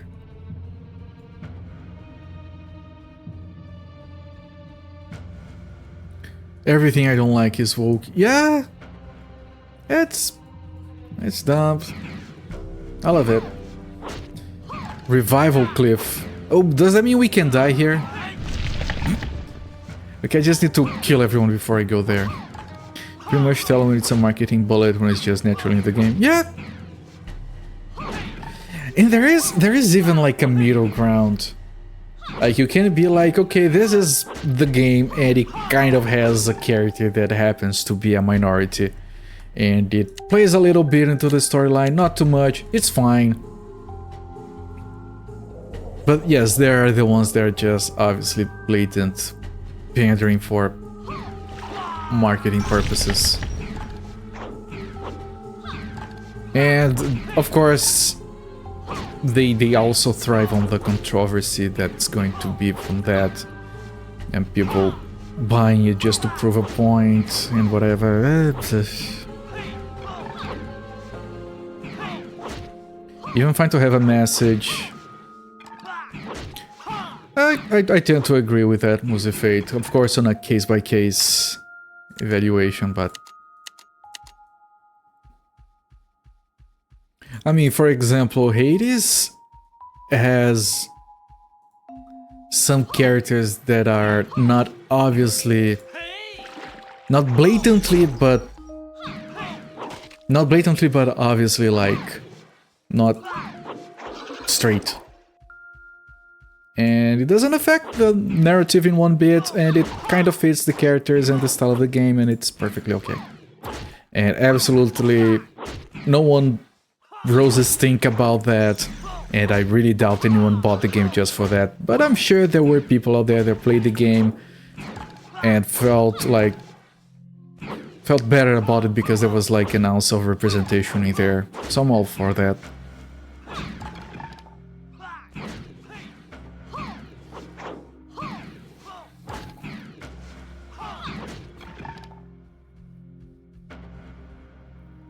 Achilles and Patroclus. I got the feeling, Janky told that that Hunter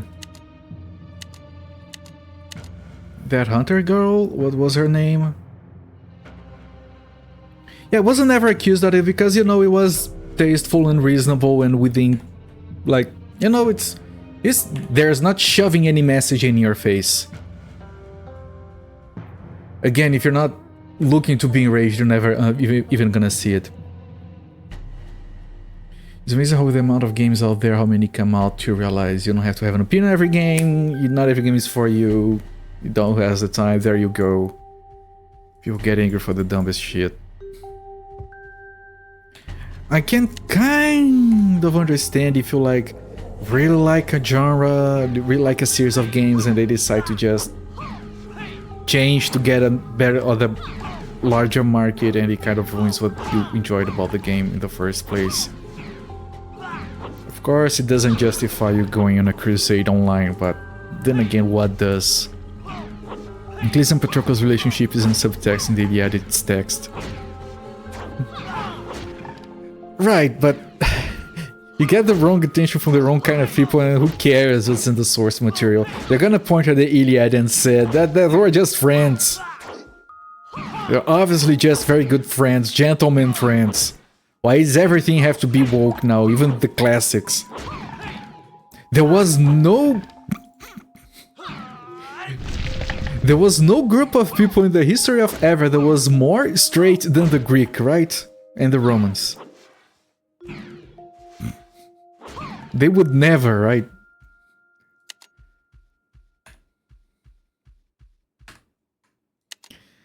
You know, I don't remember what movie wasn't there attempted controversy about Hephaestus being in a wheelchair, despite him depicted in a wheelchair in ancient Greek iconography. I don't remember that detail. I usually avoid following games that I intend to play just to be surprised by everything I see. So Jimmy, do you like tales about gladiators? Jimmy, have you ever seen a grown man naked? I don't remember what movie it was from that I remember that had some Roman stuff in it. And there was these two Roman guys talking and one of them said, you know what they say about Caesar, right? A man of the ladies and a lady for the man. I don't know, I never forgot that quote. It's so funny. And historically accurate.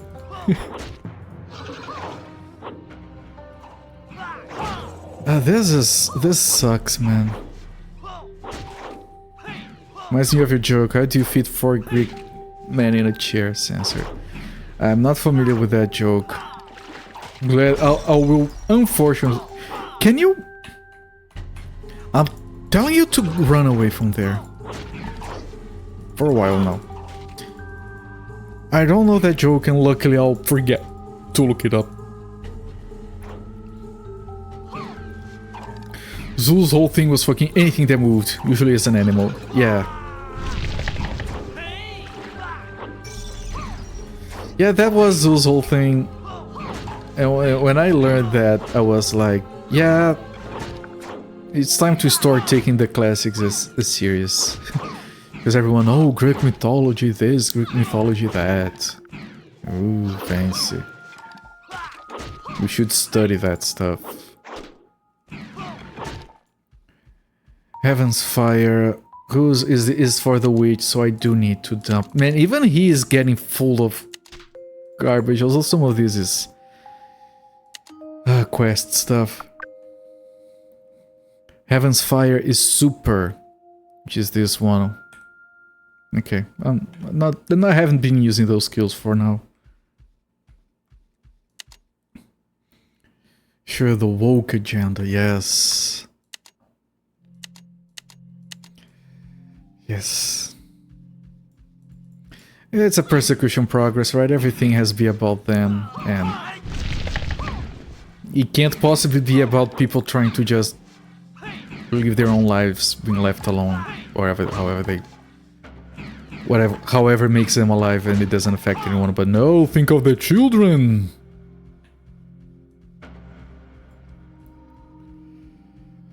Like the people saying, think of the children, even give a shit about the children in the first place. Most of the time.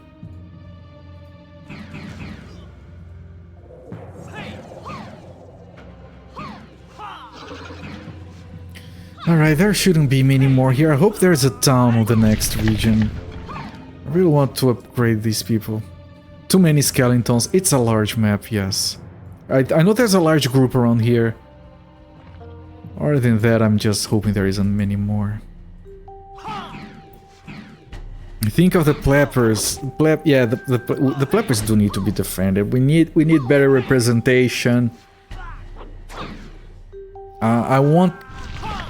To this day, we still don't have like we've had games, mainstream games that had customization options for donor sizes, but we still do not have customization options for eyelids. I want my eyelids plump. Closest you could get was like Oblivion. They almost had plump eyelids on Oblivion. Don't you dare say you don't care about the Pleppers. I know you do.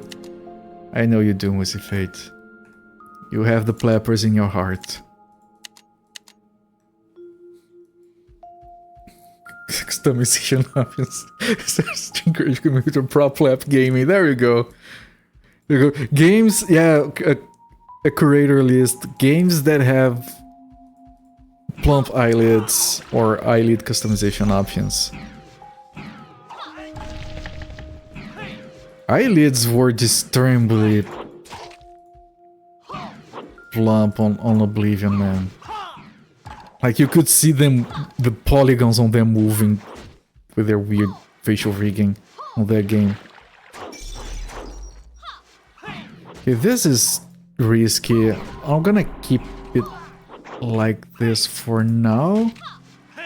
We're doing damage even though it's like all over the place. Managing to stay alive.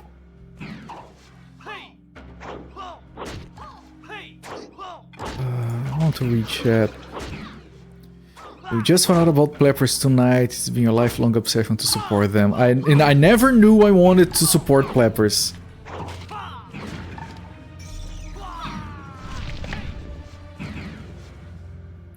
Has there ever been any roguelike I've actually enjoyed? Yes, Hades. It's a roguelite. I enjoyed it a lot. And the thing about roguelikes is not that I don't enjoy them. Is that I'm unable to enjoy them for as long as you need to actually get like what you're supposed to get out of them.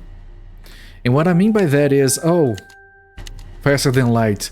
This game is a lot of fun. I'm enjoying it a lot. It's a great game. Oh, I died. I have to do a fresh run, deleting everything I just did. And I don't. I can't. I lose all interest immediately.